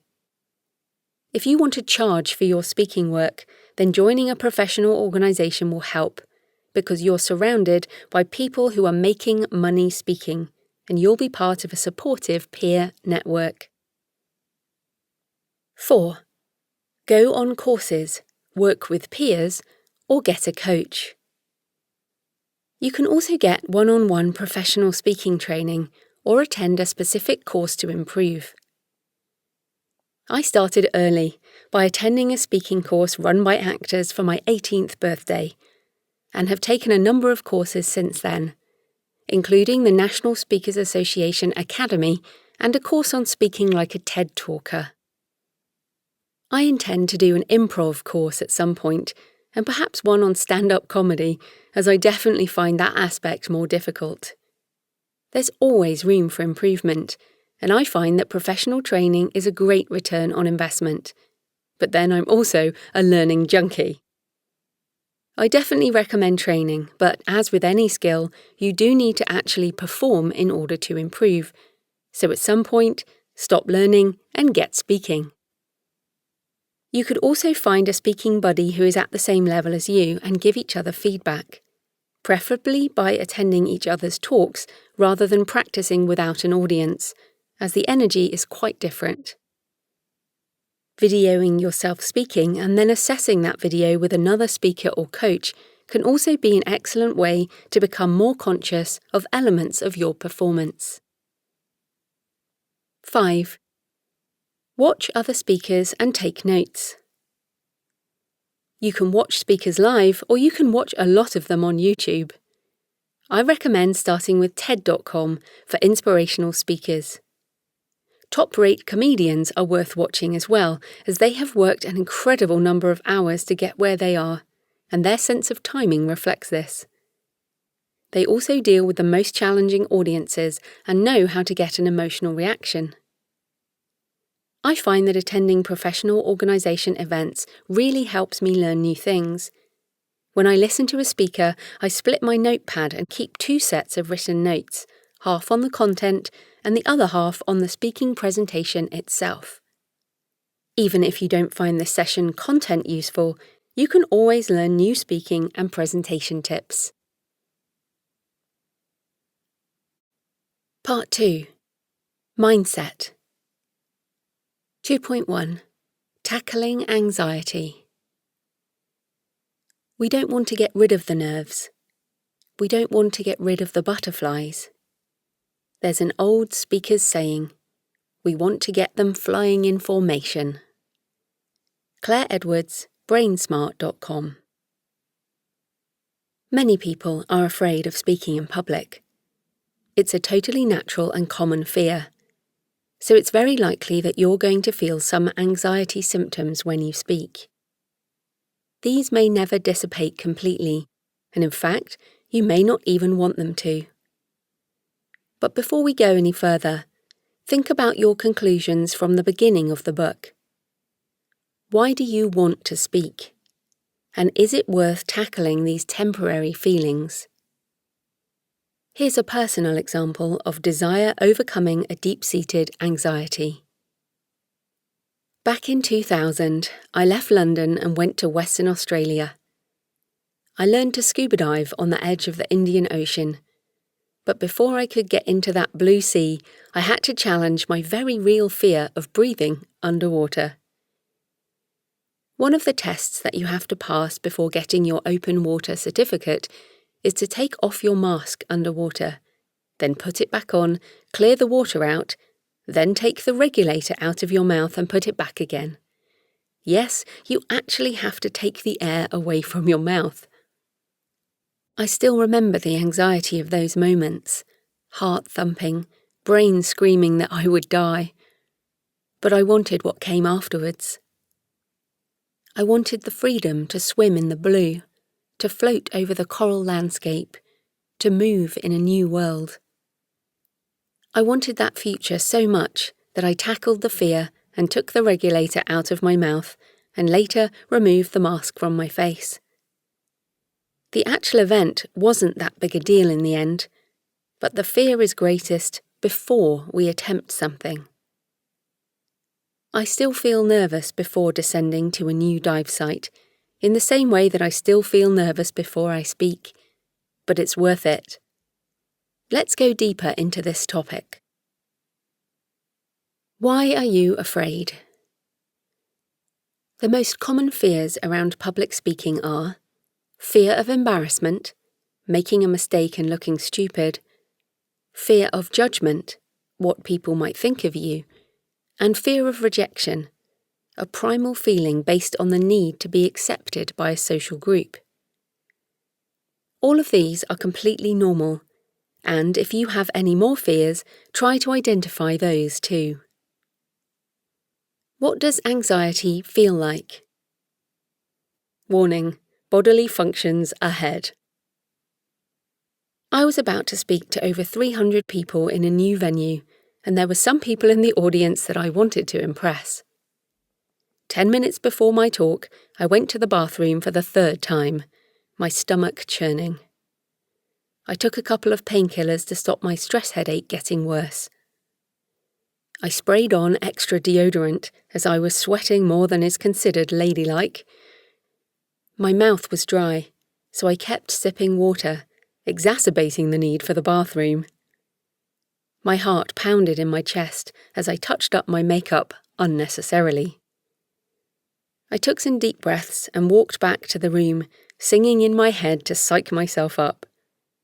I smiled and walked up on stage, and within 10 seconds I had relaxed into my material, my anxiety forgotten. My fear around speaking has decreased over time, but there will always be occasions it manifests. Here are some common physical symptoms you might experience: stomach pain, nausea, diarrhea, and frequent urination, excess sweating, heart thumping and pulse pounding, vision may narrow, headache, feeling faint, shortness of breath.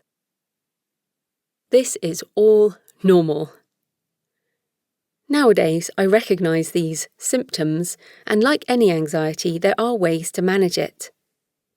The moment I stand in front of an audience, the second I am seen, I become Joanna the speaker. When I start speaking, the anxiety disappears and I love the experience. Like my scuba diving example, the fear is worse than the actual event. But some anxiety is a reality, and if you want to speak, you have to find ways to deal with it. Here are some of my tips. Reframe the experience. It's not about you.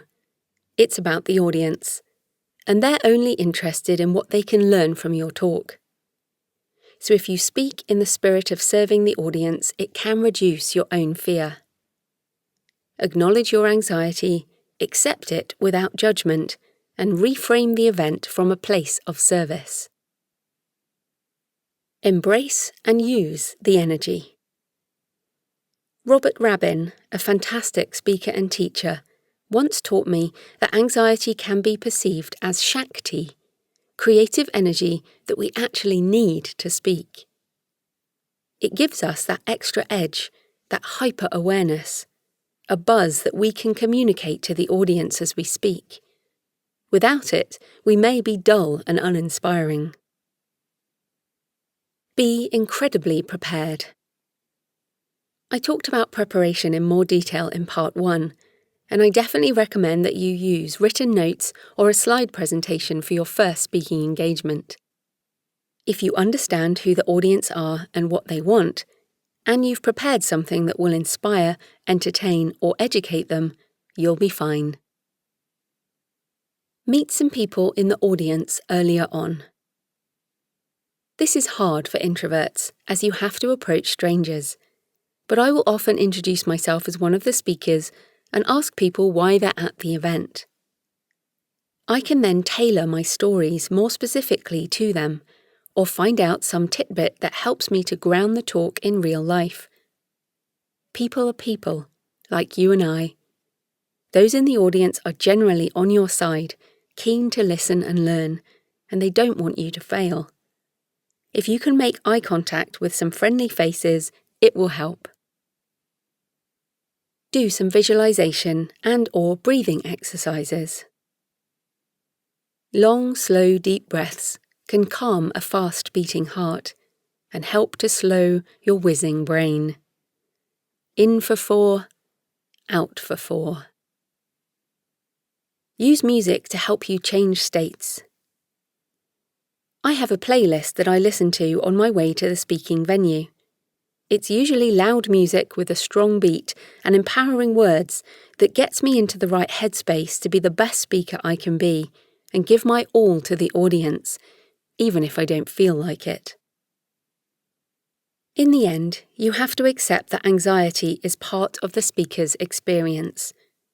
Everyone has it to a lesser or greater extent, so understand that it's not unusual and work out ways to channel it. Focus on why you're speaking and the needs of the audience, and it will become easier over time.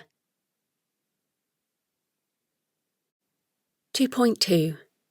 Growing your confidence. Confidence is a belief in your own competence and your ability to deliver on your promise to the audience. Confidence as a speaker comes from expertise and a deep knowledge of your topic. If you know your material inside out, you will have a deep well of confidence to draw on. Preparation. Knowing the audience, context, and the practicalities of your talk will specifically anchor your preparation. Having your slides printed out, as well as on a USB key and emailed to yourself, will give you confidence that if anything happens, you're prepared. If all the technology fails, you can still talk to an audience with written notes. Authenticity. No one can challenge who you are or your real-life stories. No one can take those away from you. If you speak from an authentic place, then you can be confident because of your personal experience. Even if there are many other speakers who talk on the same topic, you will still bring your original take. Confidence is a choice. A speaker is in a position of authority, so you need to project confidence, even if it is a quiet form. There's a little bit of fake it until you make it at the beginning, but if you remember that you're in service to the audience, that will see you through. Never apologise on stage.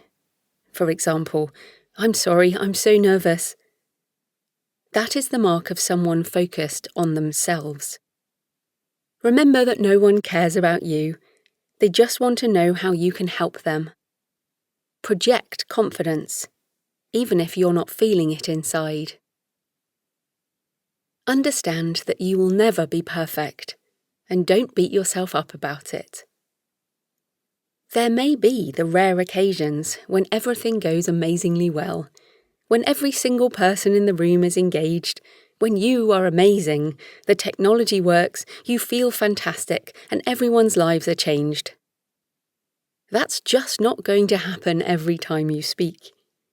But each time, there will be something good that you can take from the experience, and something that you can improve upon. When you're starting out, write down the good things that happen, as well as the constructive feedback. You're learning and growing, and this will build your confidence over time. 2.3. Authenticity. Professional speaking is about the audience, but it's also about you. When you're on, you need to become a 150% version of you. But the energy that you bring to the speaking platform isn't something that can be lived all the time. We all portray different sides of ourselves in a variety of situations.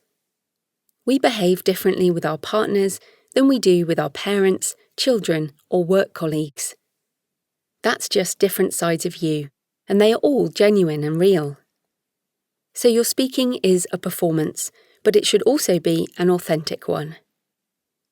You can share your lessons learned and problems overcome without being perceived as less of an expert or compromising your position. I find that sharing my failures helps me connect far more than pretending that everything has always been fine. Vulnerability as a speaker will enable the audience to see you as a real person, and they will learn far more from you. People connect with people, so be real and human, not superhuman. Tell your own stories. As a speaker, your aim is to connect with people, and the best way is through a story that illustrates the point you want to make. If you're speaking on a topic that you're passionate about, telling stories will be easy, as your own experiences can act as material. Using props or acting out stories using physical movement can be powerful, as Mark McGuinness explains. If I'm talking about time management, for instance, I will talk about how disorganised I used to be years ago when I was just struggling. I was on the hamster wheel of email and phone calls coming in. I wasn't getting anything done, and my to-do list was on little curled-up post-its that had fallen down behind the desk. It was just a nightmare. So I tell that story, and when I'm scrabbling around on the floor for the post-its, I look up, and there are people who are going, "That's me." Once you've shown them, "Hey, I'm a human being, I had this problem too, and you know what? I've got a solution," then they will be eager for that. So you get them involved emotionally by telling a story that they can relate to. Mark McGuinness, wishfulthinking.co.uk. Use your own photos. Take photos whenever you can, even when things are difficult. Own your mistakes. I have a picture of me from 2008, proudly standing in front of boxes of my first book, printed in order to sell, make gazillions of dollars, and change lives all over the world. At that moment, I had no idea that 90% of those books would end up in a landfill due to the advent of e-books and print on demand. But that mistake led to me starting my site, thecreativepenn.com, and then to publishing on the Kindle, then onwards to my speaking career, hundreds of thousands of book sales, and eventually leaving my corporate job for a full-time career as an author-entrepreneur. I'm so glad I have that picture, because it represents a hugely expensive era, but also the cusp of great change. When I recount the story, I show that picture of a younger me, with hopeful eyes, a proud smile, and no clue of what was about to happen.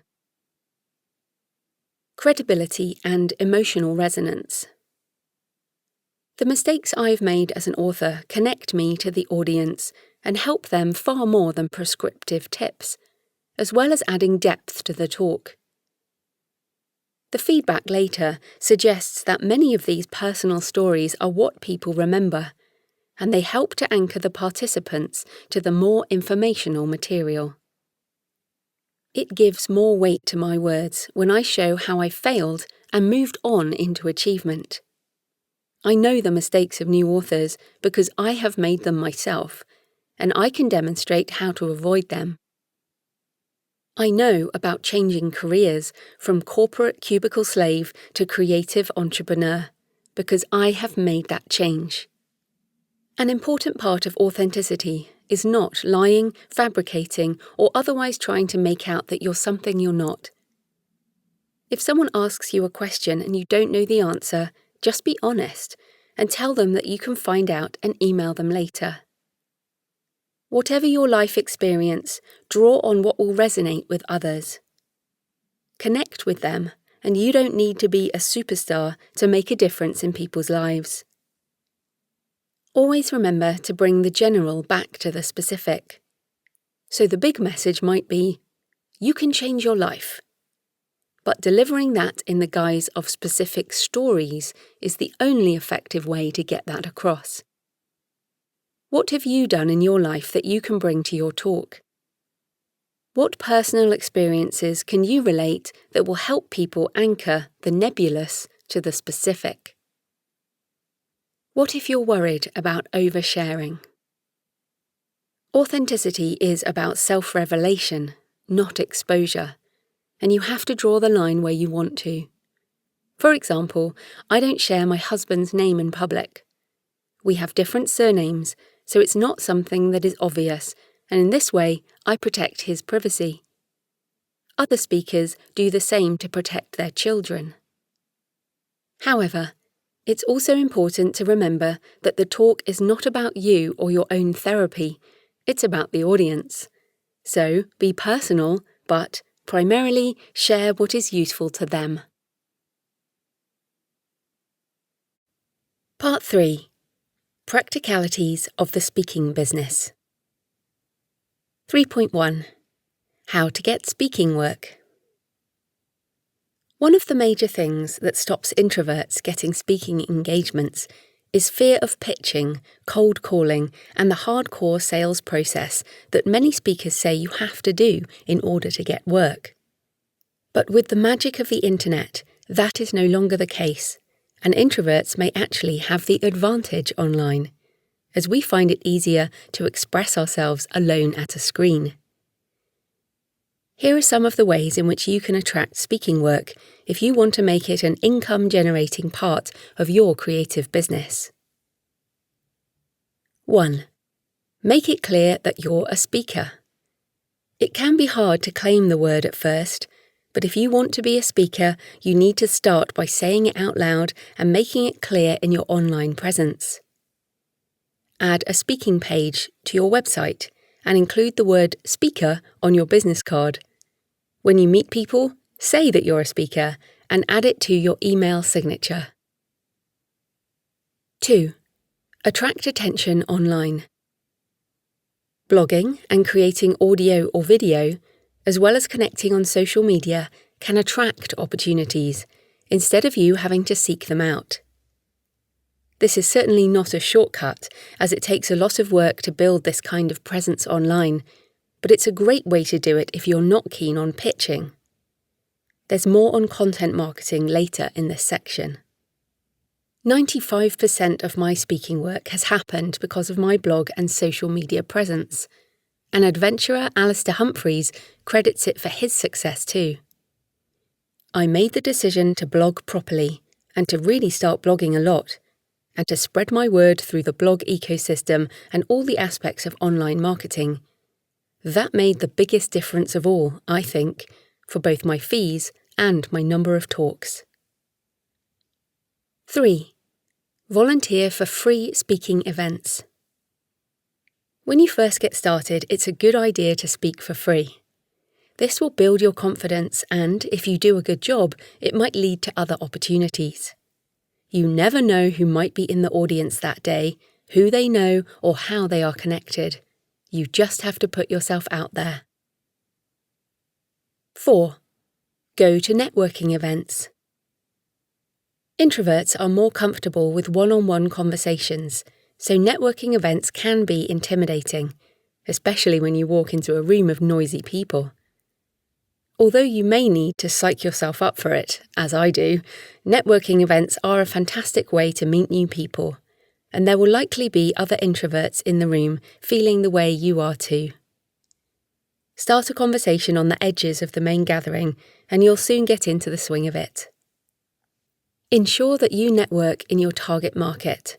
For example, I speak to those people running small businesses and individuals who want to become creative entrepreneurs. So there's no point in me networking with employees who are happy working in large corporates, because that's not currently my target market. You can find many networking events locally or on meetup.com.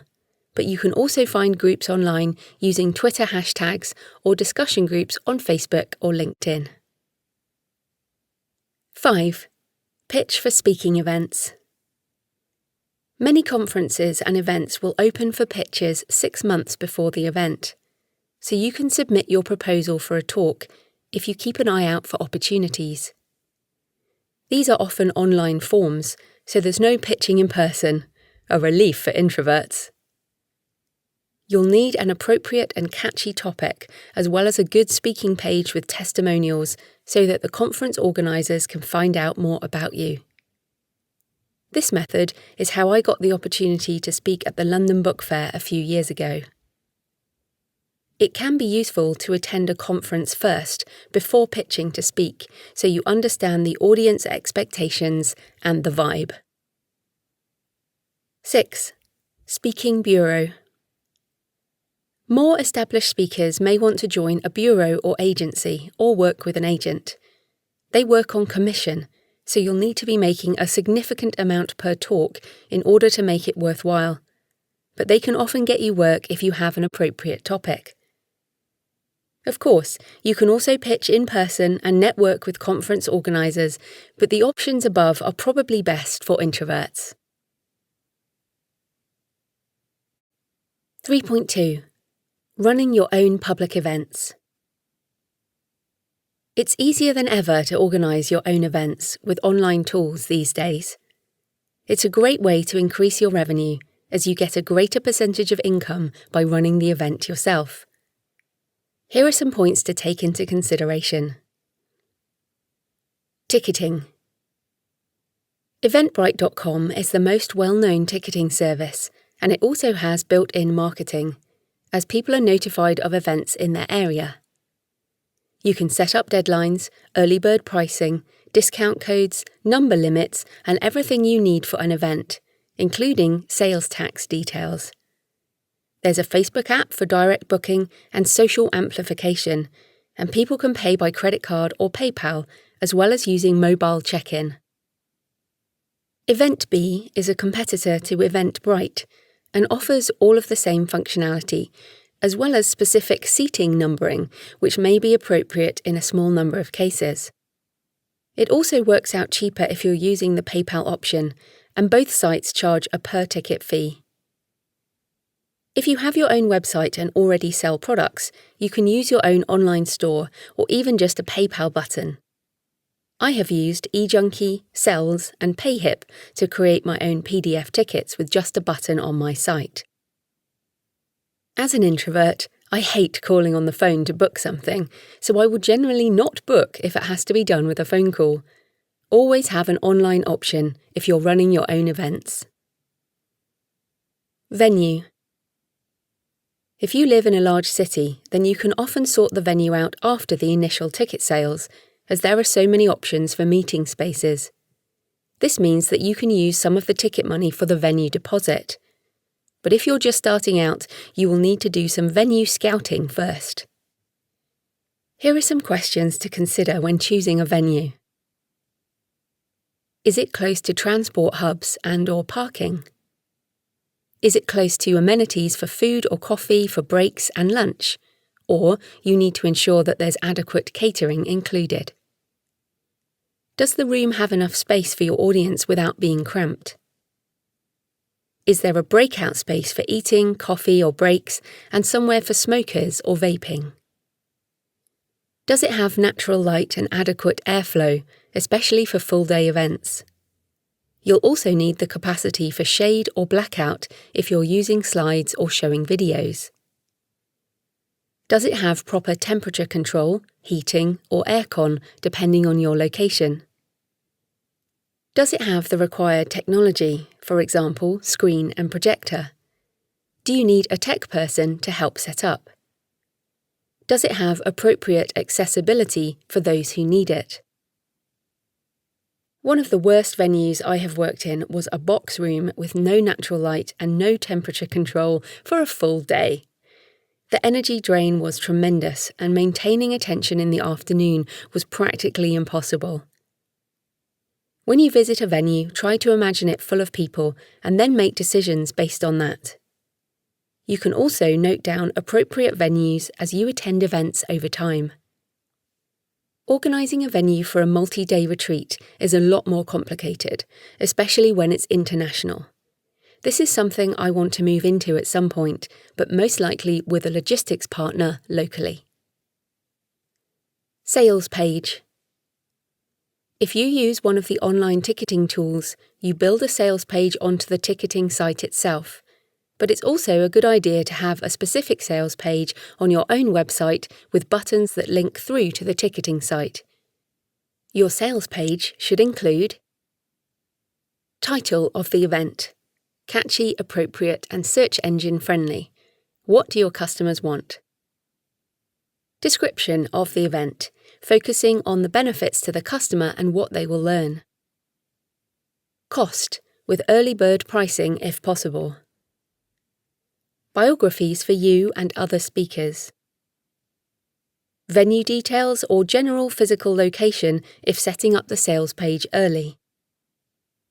Start and end times. Call to action. For example, book now to reserve your place. You might think that a call to action is unnecessary, but studies have shown that you get a higher response rate if you specifically ask for action. You can find an example of a sales page in the accompanying download. Marketing and advertising. The ticketing sites mentioned have a built-in search function, so people looking for specific events may find yours. Make sure to use keywords that people search for in the title and description, so that your event shows up in search results. If you have built your own email list, covered later in this section, then start by emailing everyone on it. If your list is local to your area, you will likely start the booking process that way. You can also put an announcement on your website, perhaps a banner or button pointing to the registration form, and if you have a podcast, announce it there too. Use social media to draw attention to the event, making sure to focus on the benefit to the customer and what they will get out of it. If you have an established platform, it's likely that you will be able to sell out the tickets using these methods. You can also use geographically targeted advertising like paid Facebook or Instagram ads to reach more people. Practicalities of the event. Running your own events often means you have to do your own technical setup, and sometimes even provide your own screen and projector for slides if you're using them. You can often hire this equipment cheaply, but make sure that you allow enough time to set it all up and sort out any technical issues. You'll also need to meet and greet, check people off the attendee list, and answer any practical questions, so it's a good idea to get someone else to help you, at least at the start. Catering is a key decision. Even something basic will increase your costs, but if you're charging a higher ticket price, then you need to include food. Coffee or tea, as well as soft drinks and water, should always be included. If you're not feeding people, you need to make sure that there are local food outlets so that people don't leave and travel too far from the venue. If you are catering, include a section for dietary requirements on the booking form. Pros and cons of running your own event. If you're just the speaker, everything is organised for you in terms of venue, attendees, equipment, tech setup, and if there's travel, that's often sorted out as well. You don't have to meet and greet, you just have to be there on time, speak well, chat to attendees, and then leave. No fuss, no setup, no clean-up, fantastic. However, you can often earn more money if you organise events yourself. Here's a worked example. Let's say you do a full-day seminar for $150 per head and have 30 people attending, for a total of $4,500. Take out the venue fee, $1,000, catering, $600, equipment hire, $200, booking fees, $450. Total costs, $2,250. You're still left with $2,250. For this type of event, just as the speaker, you should be able to negotiate at least $800 to $1,000, but you'll always have to share the revenue with the person running it. That's just some approximate math, but of course there is a huge amount of variability from industry to industry. If you do run an event yourself, start small and minimise risk. Don't start by organising a multi-speaker conference in a hotel with full catering and a huge deposit. Start with a small venue and a small seminar to build your confidence and learn from each event. To sum up, it's higher risk, more work, and a potentially greater reward to organise events yourself. It's less stressful, but with potentially lower returns, to be the speaker at an established event. Perhaps the best balance is to do a bit of both. 3.3. Marketing your speaking business. In the next few chapters, I'll go through the essentials for marketing your speaking, as well as some of the extra ways that you can attract speaking work if you want to make it a core part of your creative business. I go into more detail in how to market a book, and much of marketing remains the same, whether you're attracting people to your book, your speaker services, or any other kind of small business.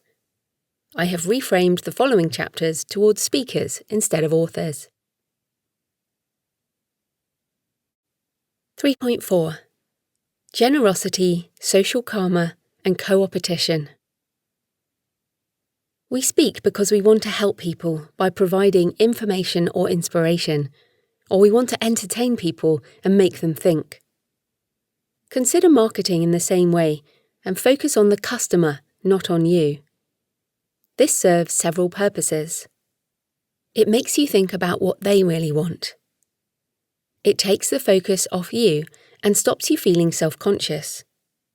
It gives you ideas as to what to share in your marketing. It helps you connect with a community of other speakers. Generosity and social karma. The word karma implies that you get back what you give, and I believe that this is true in the online marketing environment. Being useful, helpful, and generous is satisfying to you personally, but also builds up a bank of goodwill that will come back to you in a different way. This can be applicable to your audience at a speaking engagement or online, as well as to your community of other speakers. I found my fellow travellers on the journey to be important in my development as an author, speaker, and entrepreneur. Their friendship, support, advice, and sharing of business opportunities have been vital for my own personal growth as well as my income. If you focus on generosity first, people are attracted to you in an authentic manner. When you later mention that you are looking for speaking engagements or have a book out, people are more likely to help you or buy. This approach is based on the science of influence. Read Robert Cialdini's book, Influence, The Psychology of Persuasion, and you'll understand that the principle of reciprocity is one of the keys to influencing people's behaviour, but it's important to do it in an ethical way. Co-opetition. Co-opetition is about cooperating with your perceived competition, so that both parties benefit. When there is a congruence of interest, cooperating together can create greater value than acting alone. Join a network of speakers locally or even internationally and share your lessons learned, pass on opportunities, and refer other speakers. In working together, we can learn lessons faster, respond to the market, and adapt more quickly. Once you start to become successful, there will never be enough hours in the day to do all of the speaking opportunities that will come your way. You can please clients as well as speaker associates by referring specialists in the same area as you, and they will end up doing the same. You can also do the same with marketing. For example, interview each other on your respective blogs, share news of a book release or workshop launch, attend each other's talks, and help with feedback or video. If you do this consistently without expecting a return, you will find favours repaid, sometimes from other sources and in surprising ways. The importance of know, like, and trust. Marketing from a personal perspective is about people getting to know, like, and trust us, and everything that I do online is focused on being authentic. For example, I include photos on my Twitter and Instagram timelines that only tangentially relate to a speaking event. For example, after speaking at a seminar in Berlin, I posted a picture of the ancient Babylonian Ishtar Gate, which appears in my thriller End of Days. Pictures like that enable people to get to know me a little more and have a glimpse into my world. I'm not trying to sell anything, just share a bit about my interests and hopefully attract like minds. Of course, almost everything I do is somehow related to my speaking, books, or to my creative business. But I don't share pictures of my husband or my family, as that is personal and also not relevant, and I've drawn a line for privacy. You will need to find your own balance. 3.5. Your speaker brand. When you build your brand, opportunities come to you. Mark McGuinness, wishfulthinking.co.uk. Deciding on your niche is one thing, but deciding on your brand takes it further, as it provides nuance and depth to a general topic.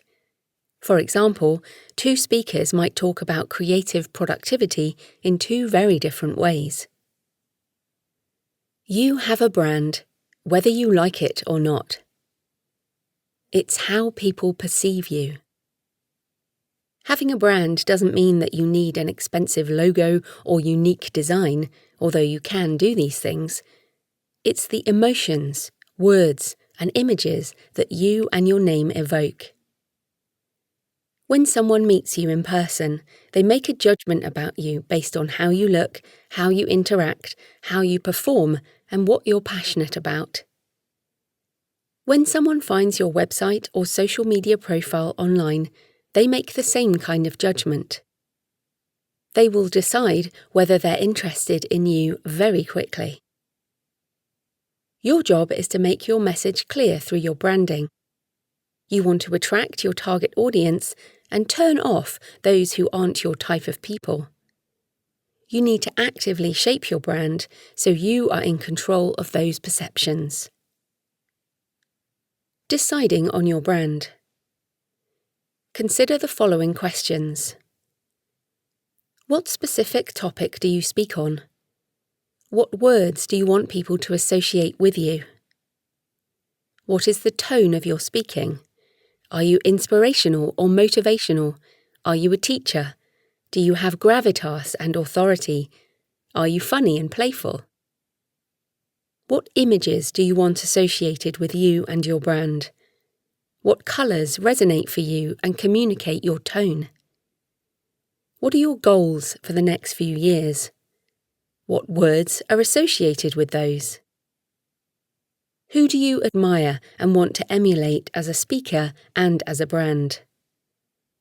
Find their websites and keep screen prints of what you like and don't like.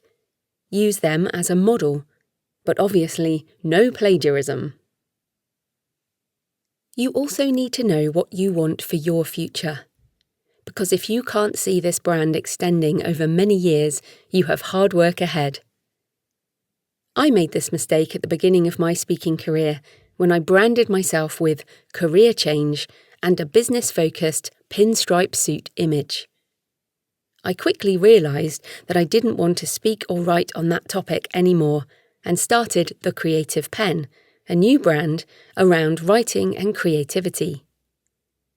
This developed into a platform for my non-fiction books as well as professional speaking, and it allows me to speak and write around anything to do with creativity. Examples of speaker brands. Here are some great speaker brand examples. I've heard these speakers live, and they definitely speak like the brand they present online. Dr. Janet Lapp. I heard Janet speak at a convention several years ago, and she has remained with me as an example to emulate through her professionalism and her authenticity in sharing personal stories. Janet's site at lapp.com is simple, inviting and professional. The word change is dominant, indicating her niche. There's a video of her speaking and also an image of her book, with testimonials as social proof. A book is a great way to encapsulate your brand and can become a key part of your speaking engagements. Janet also uses professional credentials, displaying the logo of the NSA, the National Speakers Association in the USA. CSP stands for Certified Speaking Professional and indicates that she has attained a specific level of excellence. Her About page includes information on her professional background as a nurse, her PhD in psychology, and the fact she is a flight instructor, which adds a certain fearlessness to her brand. There is a blog for content marketing and a list of keynotes she can give, as well as a button to request a keynote. Alastair Humphreys, adventurer, author, and motivational speaker. AlastairHumphreys.com is dominated by images of Alastair's adventures and travels in exotic places. Walking through the desert, across frozen ice, rowing the Atlantic and cycling around the world. There is a clear link to a speaking page which has a picture of him speaking at TEDx in a smarter outfit. His message is clearly visible on the screen behind. Why not start today? There are testimonials from the UK Special Forces, Google, Facebook, the Royal Geographical Society and England Rugby, and Alastair's social proof is also evident in being named National Geographic's Adventurer of the Year. Alastair's brand is very clear from his site, his images, and the words he uses in the chosen text and testimonials.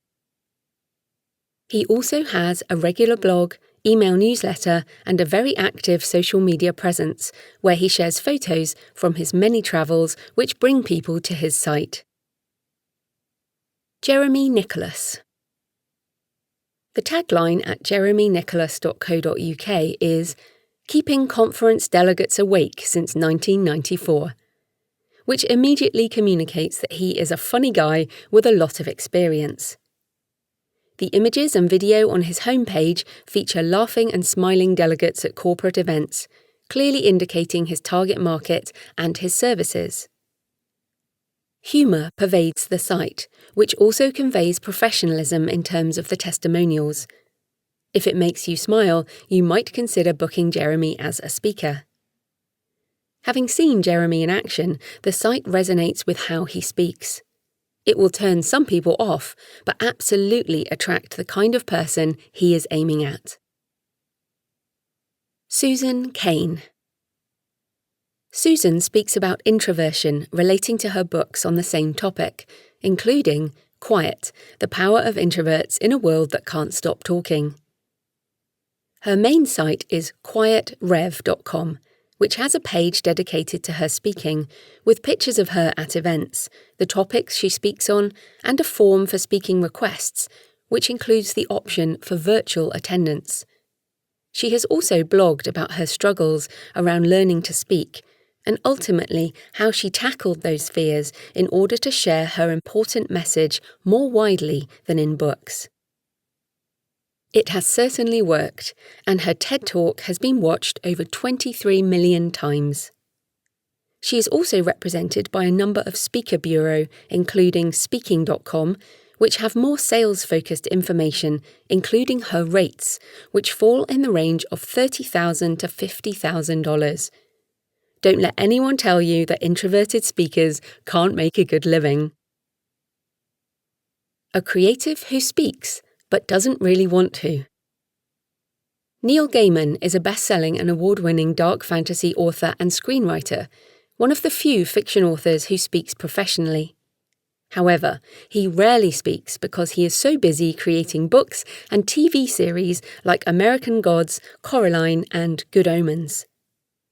On his website, neilgaiman.com, he has an appearance page which gives directions for how to approach his agent, and notes. Tell him you want me to appear somewhere. Have him tell you how much it costs. Have him say it again in case you misheard it the first time. It's true, I'm not cheap. On the other hand, I'm really busy, and I ought to be writing. So pricing appearances somewhere between ridiculously high and obscenely high helps to discourage most of the people who want me to come and talk to them, which I could make a full-time profession if I didn't say no a lot.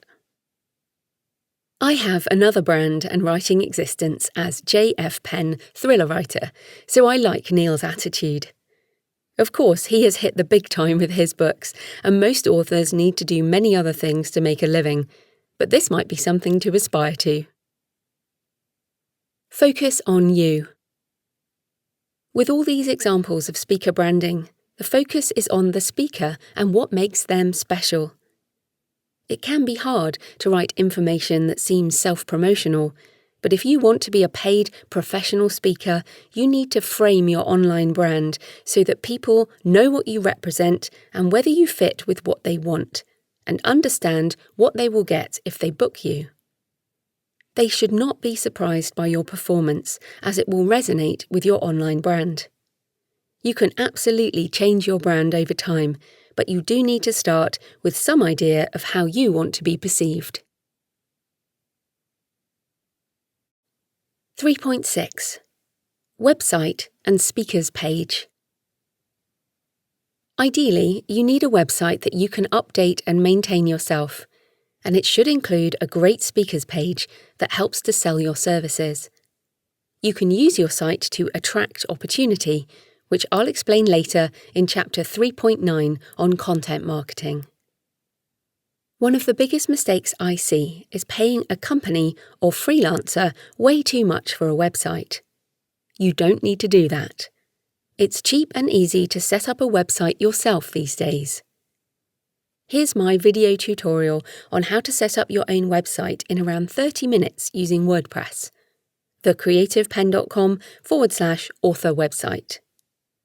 The tutorial is aimed at authors, but the principles still apply for speakers. The second mistake is not learning how to maintain your site yourself.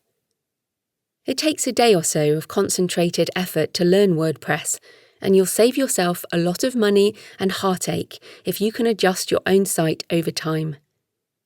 If you're sharing content and actively working in your niche, you'll end up adjusting your site weekly, even daily.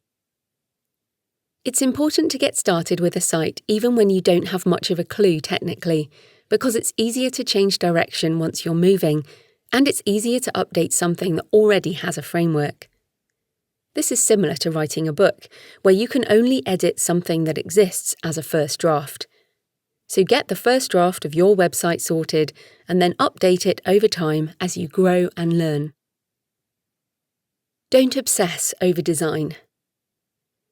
The beauty of using software like WordPress is that you can get fantastic free designs or pay a little extra for premium themes that make your site highly customizable. You can easily change the theme at any point without impacting your content. They are also mobile optimized, so your site looks good on any device. Build your site with a clean, easy-to-read, simple design and update later. I've been through several redesigns in the last 10 years of thecreativepen.com, and no doubt I will continue to change things over time. Get to know your new home on the internet. Once your site is available, get in there and play. You don't need to be a programmer to use a WordPress site.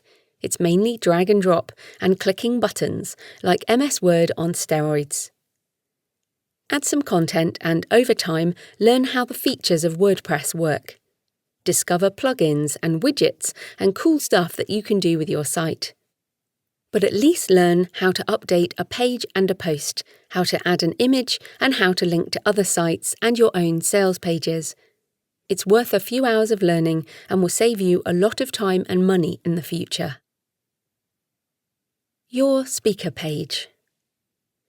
If you want to be a professional speaker, one of the first things I recommend is setting up a speaker page. Here are the main elements to include.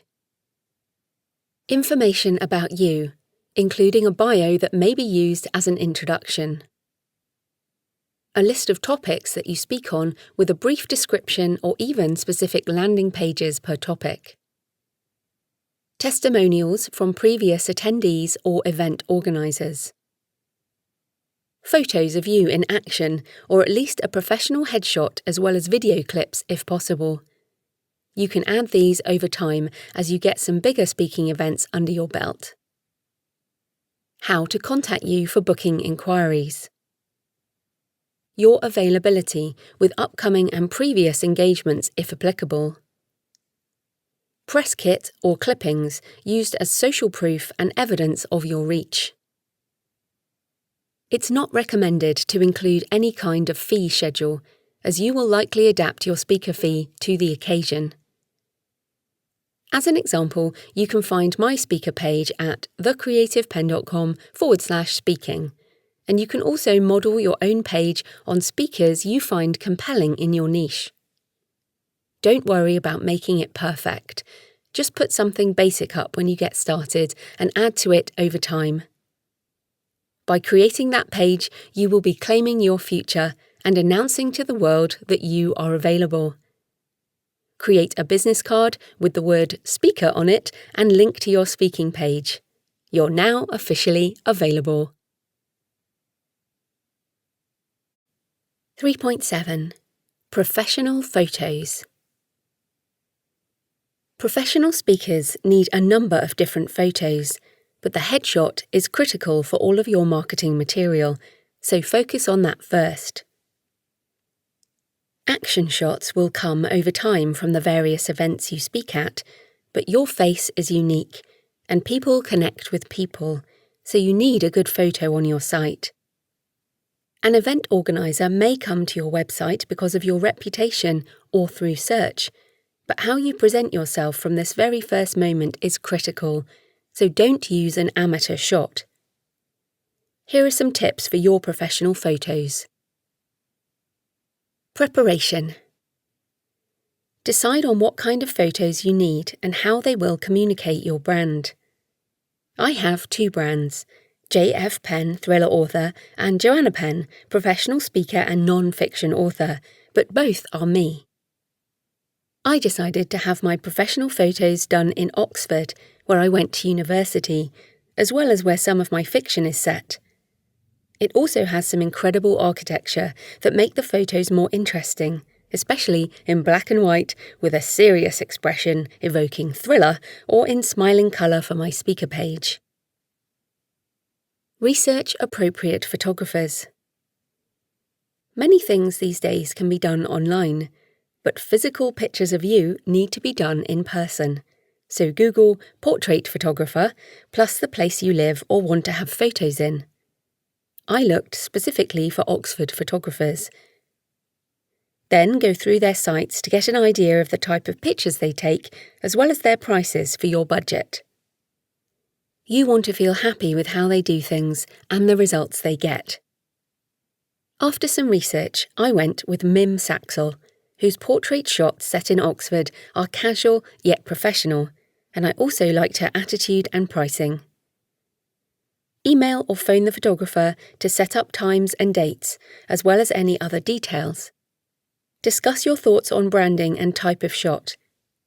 Communication is critical, and if you struggle with talking about what you want, make sure that you write it down so the photographer is aware of your thoughts, or find pictures of other speakers whose images you like. Try on different outfits. My photographer, Mim, told me that plain colours work best for headshots, as they don't draw attention away from the face. I was having photos taken outside in May, which should have been warm, but I'm in England, so of course it was absolutely freezing. Definitely bring different clothing options for changing weather conditions. Even if you're inside, take a few changes of clothes so that you can do different-looking shots. The photo shoot. Look your best. If you're paying for pro photos, then paying for some professional makeup and hair may also be a good idea if you're not confident doing it yourself, but be sure to still look like you. In general, make sure the look matches your brand. For example, for men, stubble may be just right for the casual brand, or you might need to shave and wear a suit. Trust the photographer. You've hired a professional for a reason. They will take a lot of shots, and many of them will be terrible. That's okay. They know what they're doing. Trust them and let them guide you in terms of location and positioning. Imagine someone you love behind the lens for a more personal look and depth to your smile. You see some pictures of authors in particular looking scared or just unhappy in their headshots. Try to be natural and move through different expressions as the photographer clicks away. Keep imagining a real person smiling at you if you're smiling at the camera. Anyone can tell a fake smile by looking at your eyes, so make sure that they are real smiles. Have fun. A good photographer will help you relax and come up with some great shots. Sit back and enjoy the ride. 3.8. Email marketing. Your email list is a critical part of your business because it enables you to reach people over time. You have control over your message, and you don't have to rely on other people or companies to bring you income. If you have something useful to say or share that relates to your niche, email your list. If you're doing a workshop, email your list. If you have a book out that supports your speaking topic, email your list.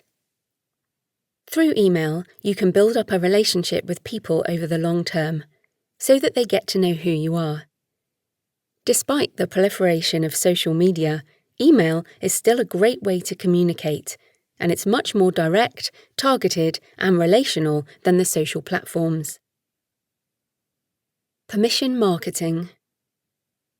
There are plenty of people who use email lists badly and in a way that makes many people uncomfortable. You don't have to do that because there is a way to use lists and email marketing with integrity. The phrase permission marketing was coined by marketing guru Seth Godin in his book of the same name. It is the privilege, not the right, of delivering anticipated, personal, and relevant messages to people who actually want to get them. Permission is even more important in an age of GDPR, which means that companies can be fined if they breach data privacy or protection guidelines.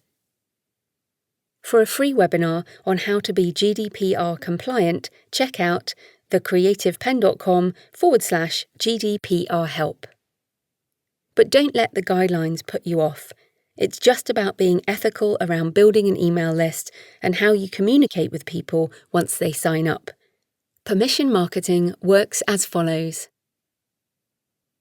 People choose to give you their email address, either in exchange for something specific, for example, a free ebook like my Author 2.0 blueprint, or because they want updates from you or want to know when your next speaking event is. They need to actively sign up or agree to be on your list. When I'm speaking, I tell people that they can get the Author 2.0 blueprint if they go sign up at my website. This ensures that only the people who are specifically interested make the effort. The number of people on your list is less important than how engaged they are. You can put a physical paper sign-up sheet in the room or pass it around, but make sure it includes clear information about what people are signing up for, so they give informed consent to be emailed. You'll also need to make sure you include a link to your privacy policy, which details how you collect and store data. Respect your list. Keep their details private, and don't sell your list or buy list members from other sources. Never sign people up to your list if you just think they will be interested. I get spam emails every day from people who have signed me up for their lists, which I delete immediately. I use a specific private email address for lists that I personally sign up to, so I always know when someone has signed me up manually without my permission. The email system that I use, ConvertKit, has double opt-in, which means that when a person is added to the list, they have to confirm that they want to be on it, even after they have signed up. This is an anti-spam mechanism that helps to ensure permission. I also have a personal rule that I will never add people to my list manually.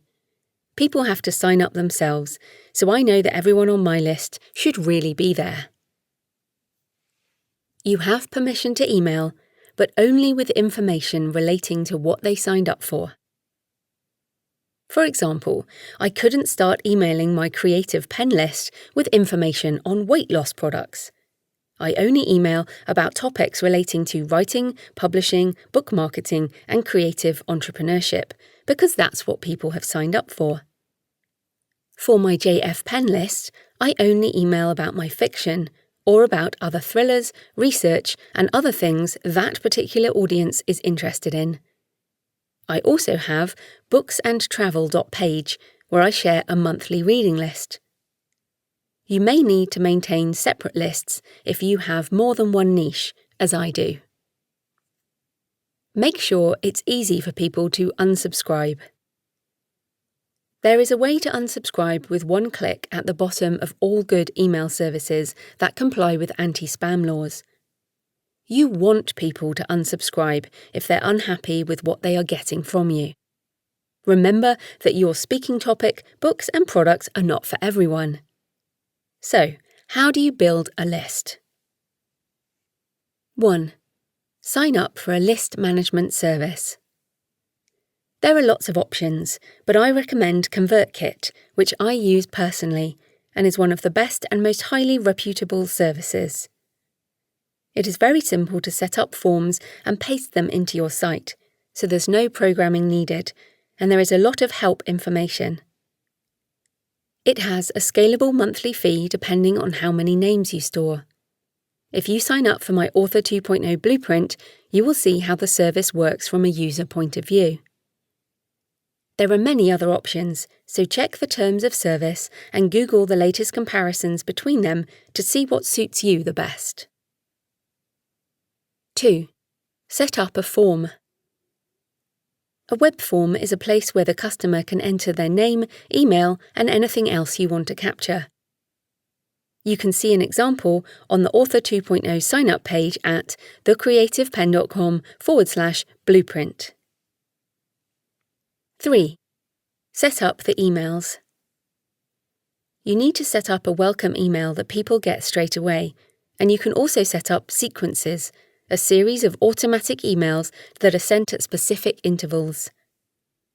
My Author 2.0 blueprint list has a series of emails that come every week, with aspects of writing, publishing, book marketing, and making a living with your writing. This type of email sequence is great for non-fiction authors and speakers in particular, as you can give people more useful information about your niche expertise, and if they continue to read your emails, then they will get to know, like, and trust you over time. You can use the broadcast mechanism to send sporadic email newsletters or notification of sales, events, or book launches. Test the form sign-up and emails by signing up yourself and sending yourself a newsletter, just to make sure that everything is okay, and then you're ready to go. 4. Make sure that the list can be found on your site. It's great to have your list sign-up form above the fold, which is somewhere it can be seen without scrolling. You can also have a bigger page that you link to elsewhere. Make sure that it works on mobile, as this is increasingly the most common form of browsing. After you have set up the mechanism for sign-up, you can drive people to the list using the usual traffic-building activities like blogging, social media, and other activities, including telling people about it when you speak. Remember, you want to be a valuable resource to people, either for information, inspiration, or entertainment. You do not ever want to be seen as a spammer. So give away great information on a regular basis for free, and people will be happy to buy from you when you have something they're interested in. Don't send unrelated offers, don't abuse the list, or they will unsubscribe. It's all about respect. Email marketing over time. Once you've started your list, don't wait too long before sending out an update. This will differ depending on what you promised at sign-up and also what else you're doing with your website. Your updates could include news and articles about your industry or niche. This will usually involve links to other resources. Your own articles, audio or video. This might include personal items like photos or anything else to make it personal. News about your speaking engagements and book or product releases. Competitions, giveaways, and anything relevant to your audience that will benefit them. You want people to open your emails, so make them interesting and include a headline that will make them want to read on. You also need to send emails regularly enough so it is not a surprise when you do send one. Don't just email when you have something to sell. Build a relationship over time. Fans want to know what you're up to, and they will be interested in what you have to share with them. I also try to make things more personal by sharing photos of what I've been up to lately. There are no rules. The bare minimum is to have a simple list of people to notify when you have a speaking engagement coming up or a book or product coming out. So get started on building your email list today. If you need more help, check out my tutorial on how to set up your mailing list with ConvertKit, thecreativepenn.com/setup-email-list. 3.9. Content marketing. I made the decision to blog properly and to really start blogging a lot and use all aspects of online marketing. That made the biggest difference of all for both my fees and my number of talks. Alistair Humphreys, Adventurer. Content marketing is creating free material like articles, video, or audio in order to attract people who might go on to buy your books, products, or speaking services. This type of marketing suits introverts in particular, as it doesn't involve large groups of people, cold calling, or any form of hardcore sales. It can be done in private and on your own time. Content marketing is the engine that drives my business. I've been blogging and podcasting for over 10 years, and it brings hundreds of thousands of people to my website every month, driving sales as well as attracting speaking opportunities. It's also global, with people in 218 countries accessing my content online. Exciting times indeed. Content marketing isn't a personal blog for sharing holiday photos or tweets about your breakfast or YouTube videos unrelated to your niche. Content marketing is articles, audio, video, or images in a specific niche that are designed to attract your target market who might go on to purchase your speaking, books, products, or services. Content marketing can help you stand out in a crowded market. The internet is full of free information, entertainment, and inspiration. That's what people generally go looking for when they search online. There are millions of sites that will give them what they want, and it's easy to get lost in the myriad options. In order to stand out, you need to have an online presence with quality content specific to your target audience. It should also resonate with your personality and authentic brand. I've found that the more personal the content, the more engaged the audience will be. Each piece of content you put out there is another way for someone to discover you. If people find you and want to stay on your site, if they are happy to give you their email address, this means you have permission to talk to them, and eventually they might book you to speak or buy your book, product, or service. That is the goal of content marketing. You provide good quality, useful, entertaining, or inspirational content that brings people to your site. They begin to know you, like you, and trust you, and when you have something to sell, a speaking engagement, a book or product, they might consider buying it. Content marketing is great for introverts. Introverts are often more comfortable with sharing personally when removed from face-to-face interaction. You don't need to engage in small talk. You can get straight to what really matters. So we can touch people from afar using these methods of content marketing. You can set it all up from the comfort of your own desk, in the quiet of your own home. You can interact with comments or social media responses when you're in the mood to socialise. There's no hard sell, no cold calling, no need for pushiness. It's authentic attraction marketing. What types of content can you produce? Here are just a few examples, but there really is no limit these days. Text articles related to your niche. Write high-quality articles for your own website that give great value. You can also write guest posts on other blogs within your niche and aim to get on bigger blogs with a wider audience. Learn about search engine optimization and make sure you use a catchy, well-targeted headline. Video. Google owns YouTube, and video makes up a growing percentage of search, especially in specific niches and demographics.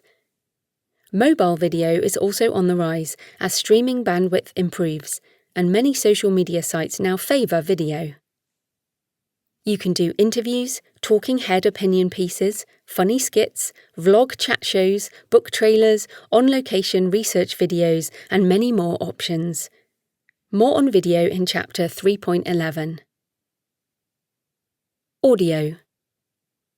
Podcasting has exploded in the last few years because of the ease of downloading and listening on mobile devices.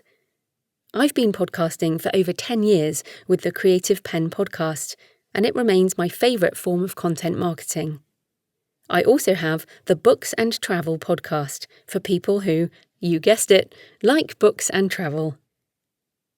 When people listen to your voice for 30 minutes or more per week, when they hear you laugh and talk about aspects of your life, they feel like they know you. Building trust and rapport is key to content marketing, and both audio and video are brilliant ways to do this. More on audio in Chapter 3.12. White paper, ebook, or free report. My Author 2.0 blueprint is an example of this. It contains ideas that you can use to write, publish, sell, and promote your book on the internet right away for free, and people sign up for it every day because it provides useful information. It's the way I build my email list, and so it's valuable content marketing. Webinar. You can do live events easily now using paid services like GoToWebinar as well as many free options. When people listen to your expertise, ask questions and engage with you, it can result in immediate opportunities because you have a personal connection. Webinars can be used to generate leads and sales of audio and video courses as well as services. There are many online conferences with multiple speakers, which can be a fantastic way to get speaking practice, so watch out for those opportunities. Just make sure it's the right target audience for you, as well as a brand you want to be associated with. Photos or images that relate to your niche or your speaking life. You can also share images on sites like Instagram and Pinterest that draw people into your ecosystem. You can see some of my pictures on Instagram @JFPennAuthor. These can be a way to get initial attention, but make sure that your bio has a link to something they may want to sign up for, so you can continue the relationship beyond the image. Repurpose your content for maximum reach. You can write a text article, then record it as a video and/or a podcast, include it in your email newsletter, or create a slideshow from it, as well as sharing it on social media sites. There are no limits to content marketing options, and new tools emerge all the time. If you find it too overwhelming or beyond your time constraints, you can hire virtual assistants or companies that specialize in repurposing content. Content marketing versus social media. Some people confuse these terms, so here's the difference. With content marketing, you actually create something new and original in the world. It could be a blog post, a video, a podcast, an infographic or image, or an ebook giveaway.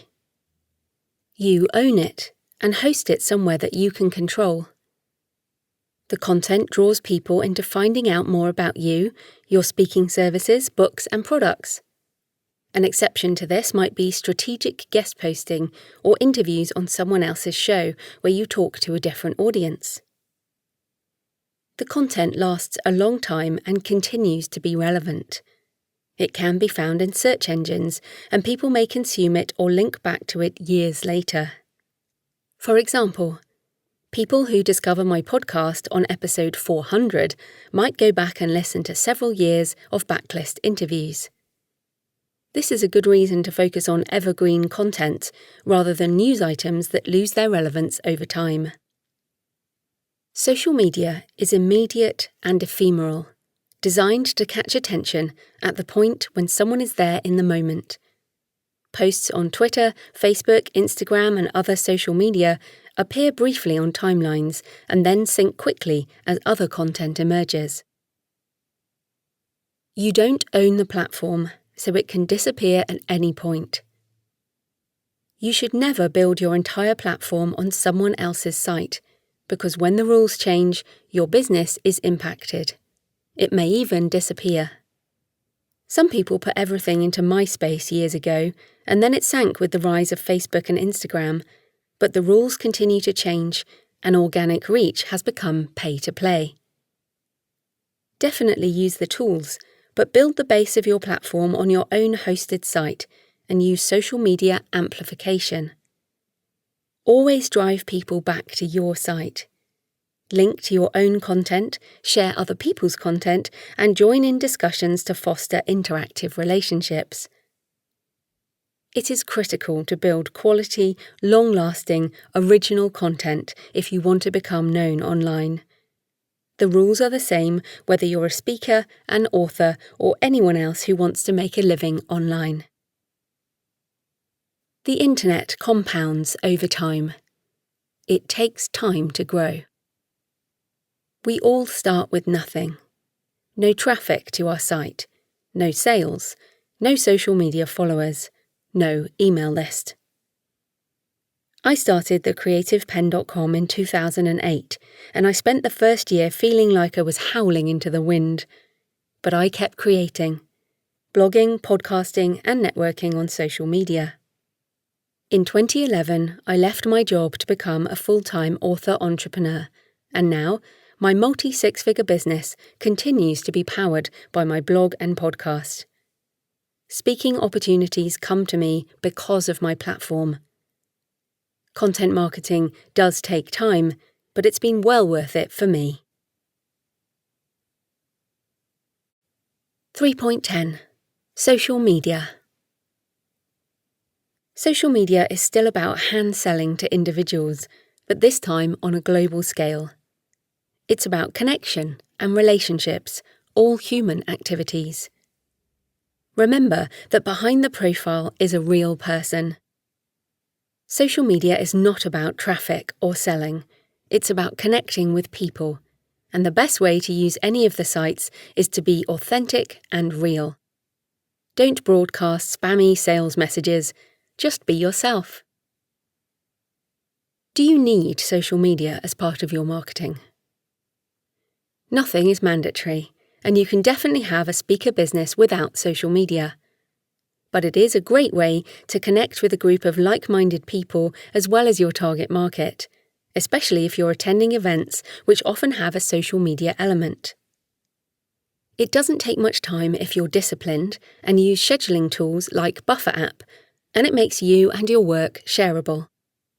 Twitter has played the most significant role in my own speaker business because of the relationships and opportunities that have arisen from connections I've made there over the years. You might find other sites work well for your business. How does social media sell you and your business? The old adage goes, 50% of marketing works, we just don't know which 50%. It is indeed an inexact science, but here's how the marketing principle AIDA works. There are new tools all the time, but the principles are the same regardless. 1. Attention.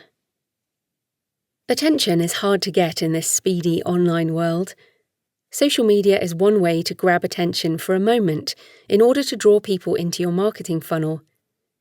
Be interesting, entertaining, or inspirational, and be sure to use an enticing headline so that people want to share and hopefully click on your bio to learn more. 2. Interest.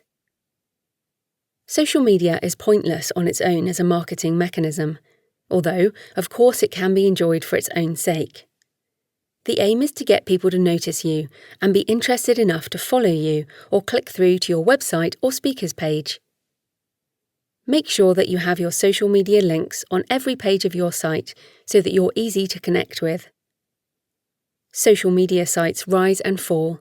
You don't own that real estate, you only borrow it for a while, so be sure to capture interest through your website and email list, as described in Chapter 3.8. 3. Desire. It's unlikely that someone would book you for a speaking event based on one contact, as it generally takes time for people to make a buying decision. It can happen, but social media is more of a long-term relationship and word-of-mouth strategy. Once people have found you and are interested in what you're doing, they might follow your blog, maybe listen to an interview with you, or watch a video, and continue to follow you on social media. They might also sign up for your email list. It's all about inviting people into your ecosystem so they can get to know you, like you, and trust you enough to give you a slice of their time and attention. Authenticity over the long term is therefore important so you can sustain it, and in this way you foster a desire in your audience to support you or buy from you or book you for a speaking event. 4. Action. Once people know you, like you, and trust you, they are far more likely to come along to one of your events, recommend you as a speaker, or buy your books and products. There is no hard sell necessary. Your audience will be ready to take action and buy when you announce an event. It's about the audience. If you want to get social media right, your focus should be on being useful, inspiring, or entertaining, promoting others, and becoming a trusted voice in your niche. Be personal and, of course, promote your own products and events when appropriate, but balance that out with other content so it's not all about you. Social means social. Social media doesn't work if you don't enjoy it, or if you are unrelentingly negative. Networks are collective energy expressed in one place. If you exude negativity or hype or spam, then that's what you will experience in return. It's about enjoying yourself, joining a conversation, learning from people, sharing something interesting, and making connections. Yes, it can be fun. Some people think that online relationships are somehow shallow or unreal. But for introverts, the online social world is often far preferable to live networking events or parties. Friendships formed on social media can spill into Skype conversations, meeting up in person, and support networks, as well as mutual promotion. I've made some of my best real-life friendships on Twitter and done a lot of business through contacts made there. Of course, social media is not a magic bullet for sales. It's just one tool in the arsenal of marketing activities that some people enjoy. But from my personal, introverted experience, it can definitely result in sales, and it's a lot of fun. 3.11. Video. Video can be daunting, especially for introverts, but it's also incredibly valuable as a speaker. There's a learning curve, like anything else, but I found it well worth investing in. There are a number of ways in which video is useful for a speaking business. 1. A self-improvement tool. It's difficult to be objective when evaluating your own speaking performance. It's also practically impossible to be self-aware about your speaking at the same time as effectively giving your all to an audience. If you video yourself or have someone else do it, it is much easier to assess your performance objectively later. You may be surprised by what you see and hear, but go easy on yourself, as we can be our own harshest critics. 2. Evidence of your speaking ability.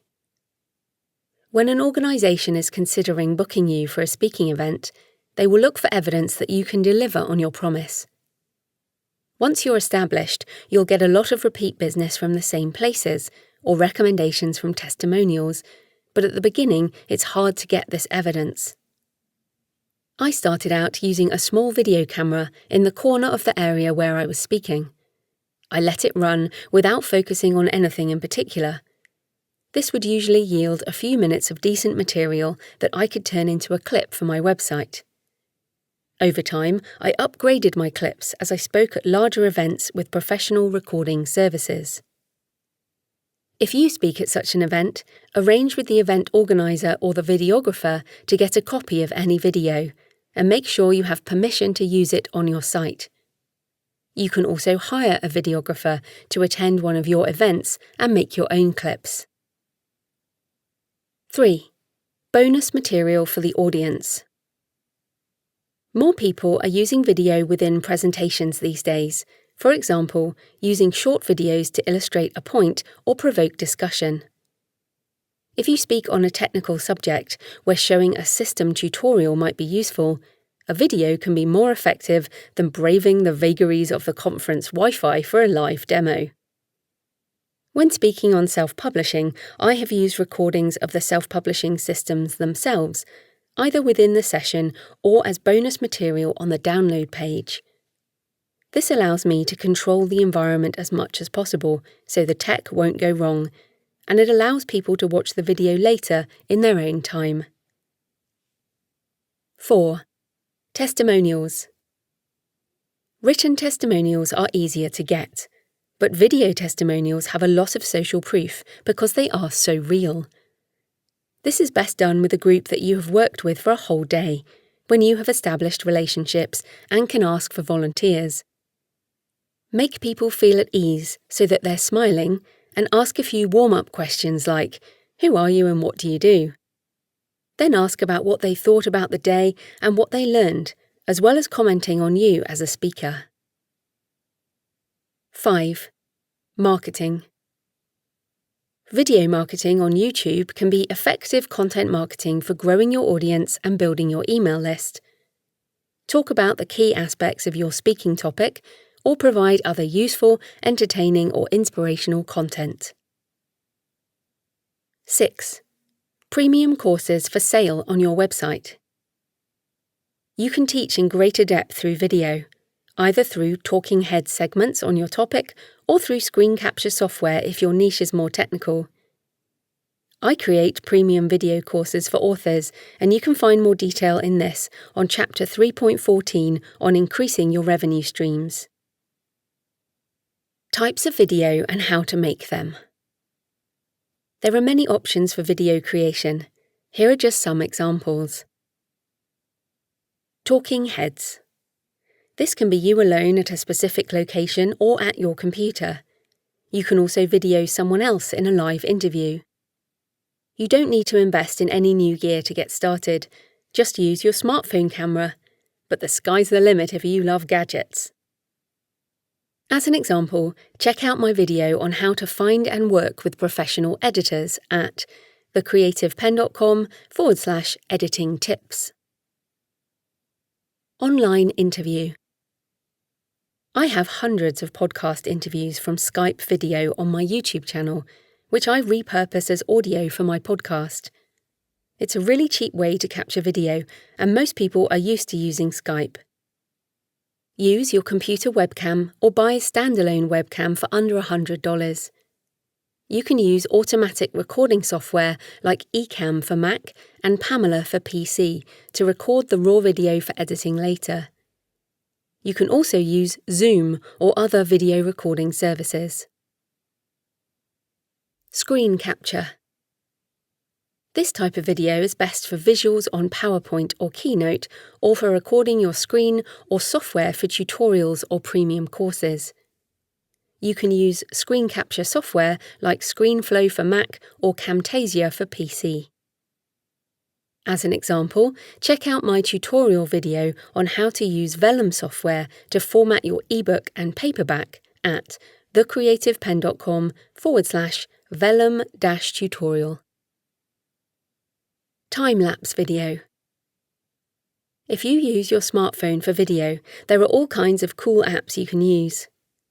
I use the Time-lapse app to create a video about bookbinding, which might also be useful for other creative product demonstrations. You can see it at thecreativepen.com/bookbinding. Not all videos have to revolve around your speaking, they can just be for fun. Social media video. Apps like Instagram, Facebook, and YouTube, as well as new services that pop up all the time, offer live video options. You can record live or create video from a montage of photos and clips to engage your audience further. Editing your video. Most videos will need editing. You can start with free software that comes with most computers, either iMovie or Movie Maker, or use one of the many apps on your phone or tablet. I use ScreenFlow on the Mac, which I also use for screen capture, so it is multi-purpose, but there are many options. Check out the recommendations online through reviews, and also watch YouTube videos on how to edit with the software so that you don't choose something too complicated or expensive for your needs. Remember to back up your raw video in case you want to change something later. Distribution. I upload my marketing videos to YouTube. You can use the unlisted or private setting for videos you want to keep from the wider public. You could also use Vimeo or other distributors which have different audiences, as well as social media like Instagram and Facebook for short videos. Embed the video on your website and people will be able to share it more easily. Remember that copywriting rules and search engine optimization apply, so make sure that your videos have a compelling title and a good description that contain relevant keywords, as well as appropriate tags for your niche. You can check out my videos at youtube.com/thecreativepen. 3.12. Audio. As a speaker, your voice is a powerful tool for connection, but you can take this further, off the stage and into the digital world. There will be many people who can't get to one of your live events, especially if you're marketing online to a global audience. But maybe they have a commute to work, or they're at the gym or doing chores, and are able to listen to you instead. The market for podcasts and audiobooks continues to grow, so even if you don't consume audio yourself, it's worth considering. There are 3 main ways in which you can use audio. 1.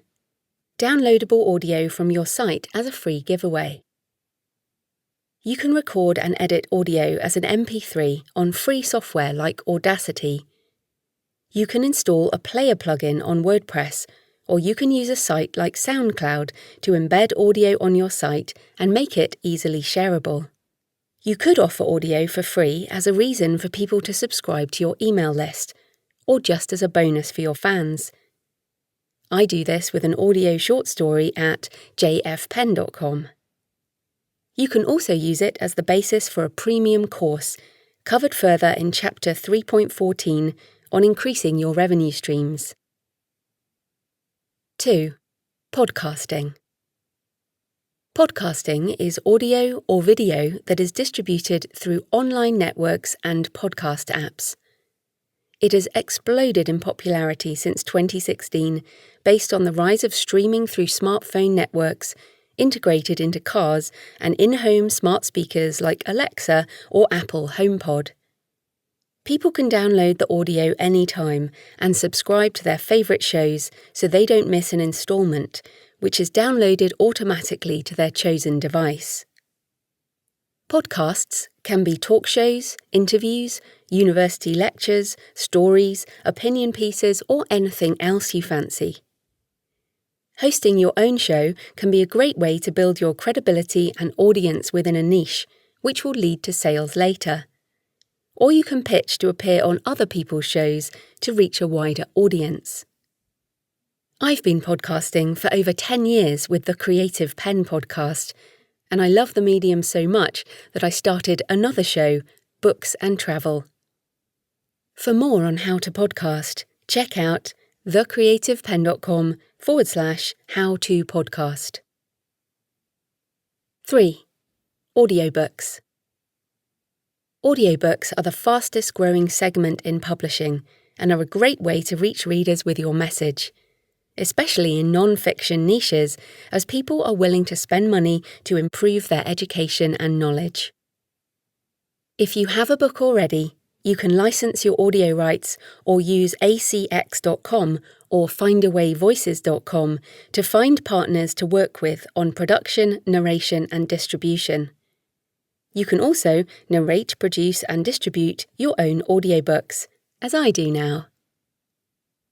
For more on how to self-publish an audiobook, check out thecreativepen.com/self-publish-audio. 3.13. How much to charge. Remember to include a charge for your preparation. Just because you happen to be speaking on stage, you're not charging for 45 minutes. You're charging for all those years of experience, all that preparation, all that practice. Claire Edwards, brainsmart.com. The money question is always difficult, especially when you're starting out, but you need to tackle this head-on or you will never speak professionally. How much you charge will depend on the following variables. 1. Your audience and target market. If you're speaking for large corporates with big budgets on a valuable topic, you will be able to charge higher fees than if you're speaking on child rearing to a group of parents at a local school, or on how to write a book to a group of writers. It's not a judgment on your value or your expertise.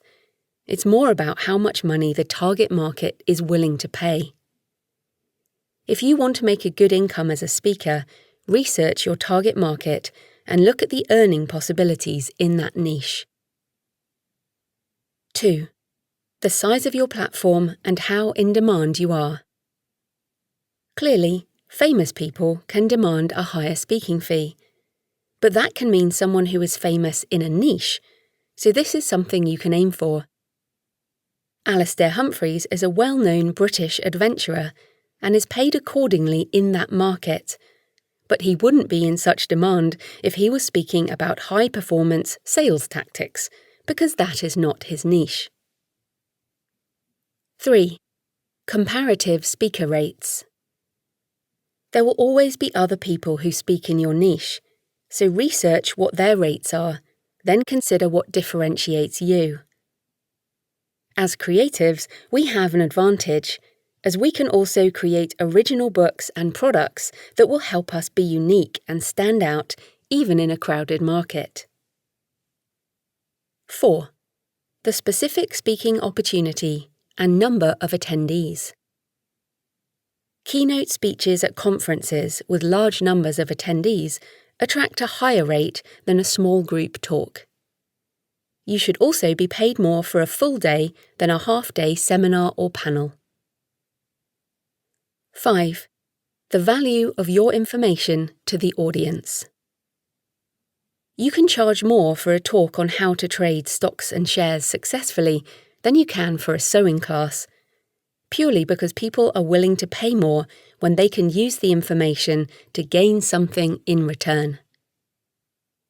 You're not trying to sell. You have something they want. Claire Edwards, brainsmart.com. 6. The value of the opportunity to you. How much do you want it? Sometimes you will do things for free, or lower your rates because of the possibilities that may arise afterwards. For example, I spoke on advanced book marketing at the London Book Fair a few years back. I did it happily for free because the opportunity was fantastic, and a number of the attendees signed up for my email list or bought my books or courses afterwards. It also looks good on my speaking resume. Some speaking opportunities may offer a fixed payment, and you might be able to negotiate them upwards, or they might not be able to move on it. You'll have to weigh up the pros and cons based on how much you want the talk. My fees vary a lot according to the audience, who they are, where it is, how much of a hassle is it to get to, how enjoyable it might be, how useful it might be for networking, and how busy I am at the time. Alastair Humphreys, Adventurer. 7. Your attitude towards money. This is probably the most difficult aspect, because we all have our own issues around money and self-worth. Try this exercise right now. Look in a mirror and say, "My speaking rate is $1,000 a day." How does that feel? Did you choke on it, or did it feel natural? Is it too high or too low? Try saying different amounts out loud, as if you were talking to someone who is asking you to speak. What feels like a worthwhile exchange of value for your time and experience? Whatever you decide, Re-evaluate it over time as you become a more experienced speaker. Professional speaking is not a hobby. Speaking is an exchange of value, so both parties have to be happy with the deal. The customer isn't paying for a 30-minute speech or a 4-hour workshop. The customer is buying an experience, even a transformation. They are paying for the years of expertise that you bring to the session, as well as your preparation time and travel. This can amount to several days' work for even a short presentation. If you're not happy with the rate on offer, feel free to negotiate. Include other products and services as part of the deal if appropriate, as the profit margin may be better than the speaker's fee. Always remember to charge travel and accommodation unless it's already included. If the organiser is asking you to speak for free at a paid event, you should definitely negotiate, or consider whether this is the right opportunity for you. In terms of pushing your rates upward, it really is about being unique and delivering value that no one else can easily replicate. Mark McGuinness, wishfulthinking.co.uk. When to say no to an opportunity. At some point, you will find that you have more than enough business, and you will need to evaluate and turn down some opportunities. This is where it's great to have a speaker network, as you can refer work to others, and this makes everybody happy. Several factors go into the decision to say yes or no. 1. Does this opportunity match the reasons why you're speaking? Go back to the section at the beginning of the book on why you are speaking, and revisit your own reasons when considering whether to say yes. As one of my goals for speaking is international travel, I will often take opportunities for lower fees that include travel expenses and the chance to visit somewhere new. For example, I once spoke at a 5-day writers' retreat in Ubud, Bali, for little more than expenses only. But clearly, the trip itself was worth it. 2. Is there a fair exchange of value? The value doesn't have to be financial. For example, speaking at the London Book Fair on the official programme, an industry event where independent authors haven't really had much of a platform in the past, was worth it for me. Even though there was no financial payment, it was a step forward for indies, and the kudos on my speaker CV was worth it. This would also be true of speaking at a conference that you want to attend anyway, where the speaker networking might be worth a lower fee or no payment at all. 3. Does this opportunity fit into your personal goals and lifestyle? Sometimes you have to weigh everything up against lifestyle and what's really important. For example, I was once asked to speak as the opening presenter and also to close a full-day conference in a city a few hours from where I live on a Saturday. I had to be there early, leaving my house around 5 a.m. and returning late that night. It would be a 15 to 16-hour day, and I would have to pay attention for the whole conference, which was not on a topic I would learn much from. The speaker's fee was tiny, and I would miss a whole day of the weekend with my husband. I turned that opportunity down. You're going to start small. You're going to only just break even. You're going to lose time and money.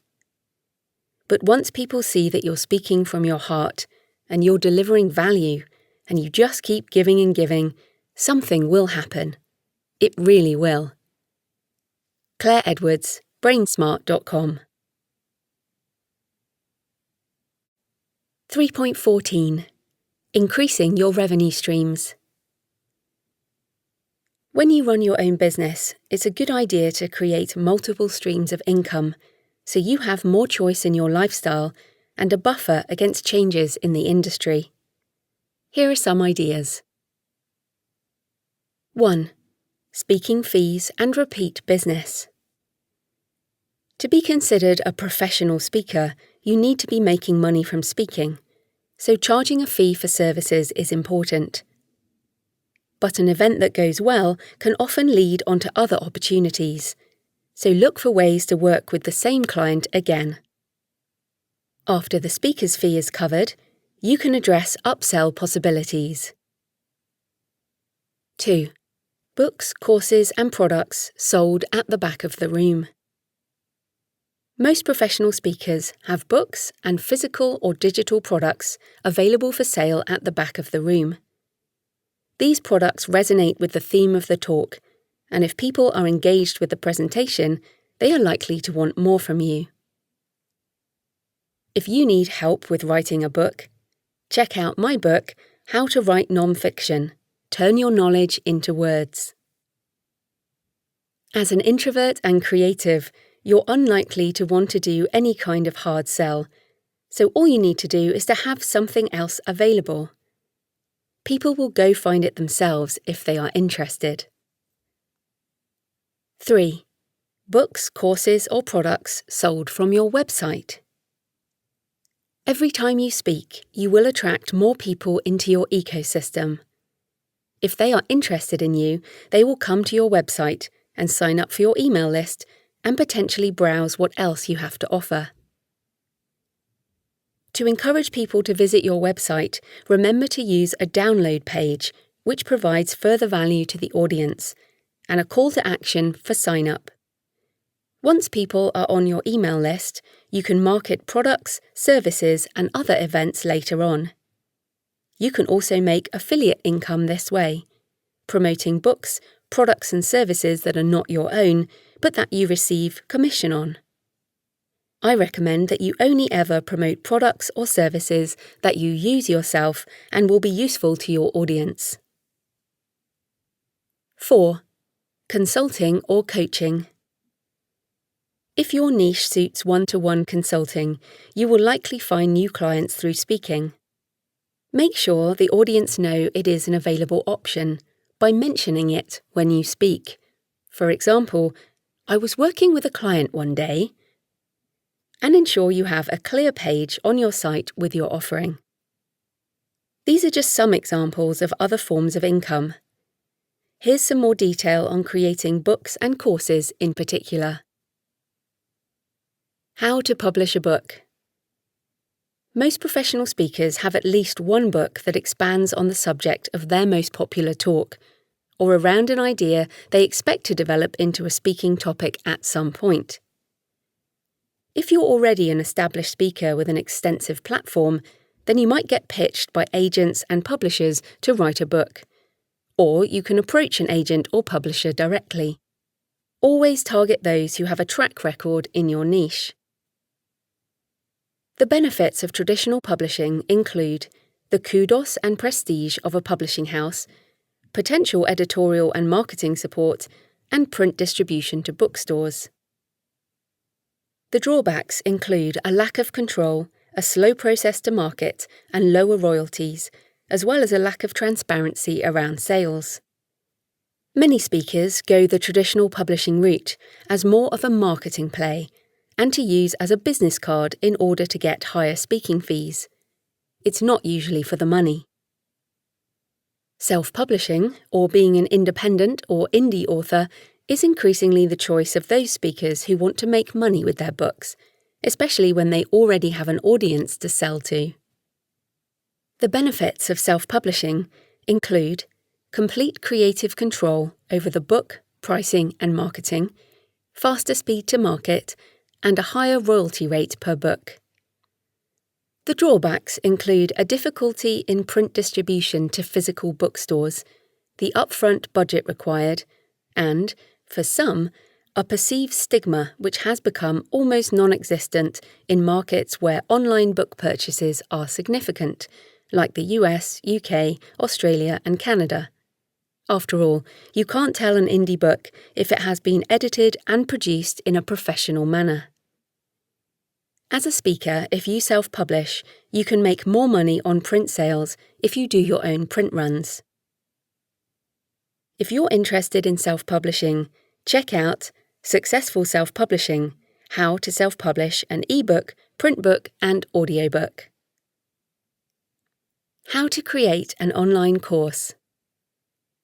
Online courses are fantastic because they're scalable. You create them once and they sell multiple times. They target visual and audio learners, so you can reach more people with your message. You can reach people globally through the internet. People will pay more for video and audio material, as it is perceived as higher value, even if the content is the same as your book. With online tools these days, you don't need a great deal of technical skill, and the profit margin can be significant. What should your online course be about? In order to maximize the chances of your speaking audience wanting to buy your course, it needs to be an extension of your talk, going more deeply into the topic. So, I speak to writers and creative entrepreneurs, and I have courses on how to write a novel and how to write non-fiction, among other things. Brainstorm ways your niche topic could be extended into an online course. From there, do some market research as to what other speakers are doing in that area. Start with something small, for example, a short lecture for a low price or an online webinar. Is it a popular topic? Do people want to buy it? From there, you can build other modular courses or more premium level offerings. Here's the process for creating an online course. 1. Structure your course and create text-based material. If you have a book, you already have a structure, but you can also create a course even if you don't have a book on the topic. Here are some other ways to get your material started. A. Mind map your ideas, either on paper or using FreeMind or other software if you prefer. This brainstorming will enable you to map out everything to include in the course. Then you can turn this into a document and fill in the blanks with more detail. B. Create a slide pack using PowerPoint or Keynote, or use one that you already have for a talk as the basis of the course. This is how I create the material for my own courses. C. Record your speaking events and get them transcribed. You may already have recordings, or you could record yourself talking about the various aspects of your material. Get this transcribed using a service like Trint.com or use speech-to-text software like Dragon, and you will have a document to use as a first draft. D. Use Scrivener to write and organise your material. I'm a huge fan of Scrivener and use it for all my writing. You can now create a text PDF as the foundation for the multimedia aspects of your course. 2. Produce video and audio content. As outlined in Chapter 3.11, I record and edit video using ScreenFlow on the Mac. You can use Camtasia on a PC. I usually record myself talking to a slide pack and also do technical screen capture videos, for example, how to use Scrivener to write a book. You can also deliver your content through webinars using a service like GoToWebinar or Zoom, record the session and turn it into a mini-course. 3. Choose a distribution platform. There are many options for hosting online these days that suit different levels of courses. For example, you could use Udemy for a free intro course or a cheaper version, and then sell your main offering through Teachable, which can manage payments and taxes as well as hosting and all the technical details. You can use a custom install of WordPress with a separate theme and a membership plugin, but that takes time and effort to set up when there are so many hosted services these days. I used to do everything myself, but now I use and recommend Teachable. Check them out at thecreativepenn.com/Teachable. Create a sales page listing the benefits to the customer as well as the price. You can offer discounts to your email list and audience to encourage them to purchase. One tip is to get PayPal set up well in advance of any course launch, as there are anti-fraud hoops you will need to navigate before PayPal lets you trade and transfer money to your bank account. But once it's sorted, it works really well. As a speaker, you will be able to attract people to your courses through your talks. Plus, any marketing that you do for your speaking business will also bring traffic to your website, products, and services. Make sure that you have appropriate pages on your website for people to browse your products and courses. You can find my courses at thecreativepenn.com/courses. 3.15 Financial Considerations. The following chapter is not financial or legal advice.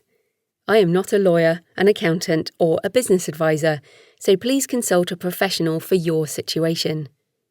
This is my own experience and opinion, so you know what to investigate further for your speaker business. Contracts. If you're starting off small, a one-page agreement and an email from the event organizer is often enough to work from. But if you're moving into the big leagues, you'll need to consider proper contracts, deposit payments, and more. Always agree the speaker's fee and terms and conditions in advance and in writing. I usually forward this back to the organizer with my invoice, so they have evidence of what was agreed, especially if they book you well in advance or things change over time. Some organizations will require you to sign a contract, so make sure that you read it carefully and change anything that isn't appropriate. I often print the contract off and handwrite any changes on it as I initial each page. They will likely ask for permission to record any sessions and to use your image in marketing. This is normal, but just make sure it is specific to the event. Insurance. The insurance that you need as a speaker will depend on the country in which you work and also what kind of speaking you do. I'm pretty sure that Tony Robbins has some serious insurance for his firewalking, but my intimate writers event at the local arts centre is not quite so risky. Professional indemnity and public liability insurance was recommended when I worked in Australia. If you join a professional speakers organisation, this is something you can talk to them about and quite often get discounts and templates for, so I suggest that you investigate further, especially if you are going to run your own events. Invoicing. For most speaking events, you will need to invoice after the event. Make sure to do this in a timely manner, so you can get the payment process started, as payment terms are often 30 days, even if you request immediate payment. Make a template invoice. All of the word processing and accounting packages have them. Use the template to create a personalised invoice per client that includes your speaker's fee and any expenses incurred. I usually keep a copy of the expenses and send the originals to the client if required. The invoice should include your company name and number if you have one, any tax numbers and legal information, your company address, as well as contact details, the amount and currency, a description of what you did, your bank details or PayPal for some engagements, and when the payment is due. Send the invoice to the client as soon as you have delivered on your contract. It's fine to send by email attachment. If you don't have an accounting system, and most speakers don't at the beginning of their career, print out the invoice and put it into a folder marked with the month when you expect it to be paid. Set a reminder on your calendar to follow it up. You might expect bills to be paid promptly, but larger organisations in particular can be a nightmare. If you don't have a bookkeeper or accountant yet, make sure to go through your bank statements and check the incoming amounts for reconciliation. I've had some bills remain unpaid for over 6 months after an event, so it pays to be diligent in your follow-up. Banking, tax, bookkeeping, and accounting. At the beginning of your speaking career, you may not have a business set up, and that's completely fine. You can start speaking as a sole trader or whatever the term is in your country, and just add the income onto your tax return. But if you want to take things further, then at some point you should discuss your business setup with a professional advisor. It's a good idea to set up a separate bank account for your speaking work, and once you are more established, you may need an accountant for annual reports and taxation. In my second year of business, I also hired a part-time bookkeeper who does my receipts, account entry, and reconciliation, which is a huge help. Don't leave these practical things too late, or you may get into trouble with cash flow. The paperwork is just as important as the speaking for your business. You need to be a professional from beginning to end and look after your own business as well as your speaking development. For more on business, check out my book, Business for Authors: How to Be an Author Entrepreneur.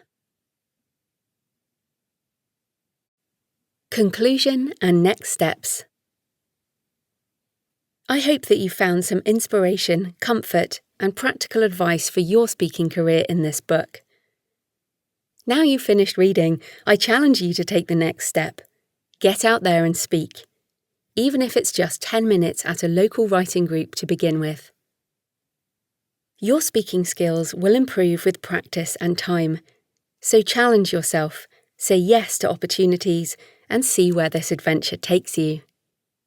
10 years ago, when I started speaking professionally, I was daunted by those who were years ahead of me in the game. But time passes quickly, and now I've delivered professional speaking events all over the world. One of the things I love about the industry is the caliber of the people you meet. So I hope that you will join me on the journey. Happy speaking adventures! The end. This has been Public Speaking for Authors, Creatives and Other Introverts. Written and read by Joanna Penn. Mastered by Dan van Werkhoven. You can download the companion ebook with links as well as interviews with professional speakers, templates and a speaking checklist at thecreativepenn.com/speaking download. You can find more audiobooks, my free weekly podcast for writers, and more resources at thecreativepenn.com.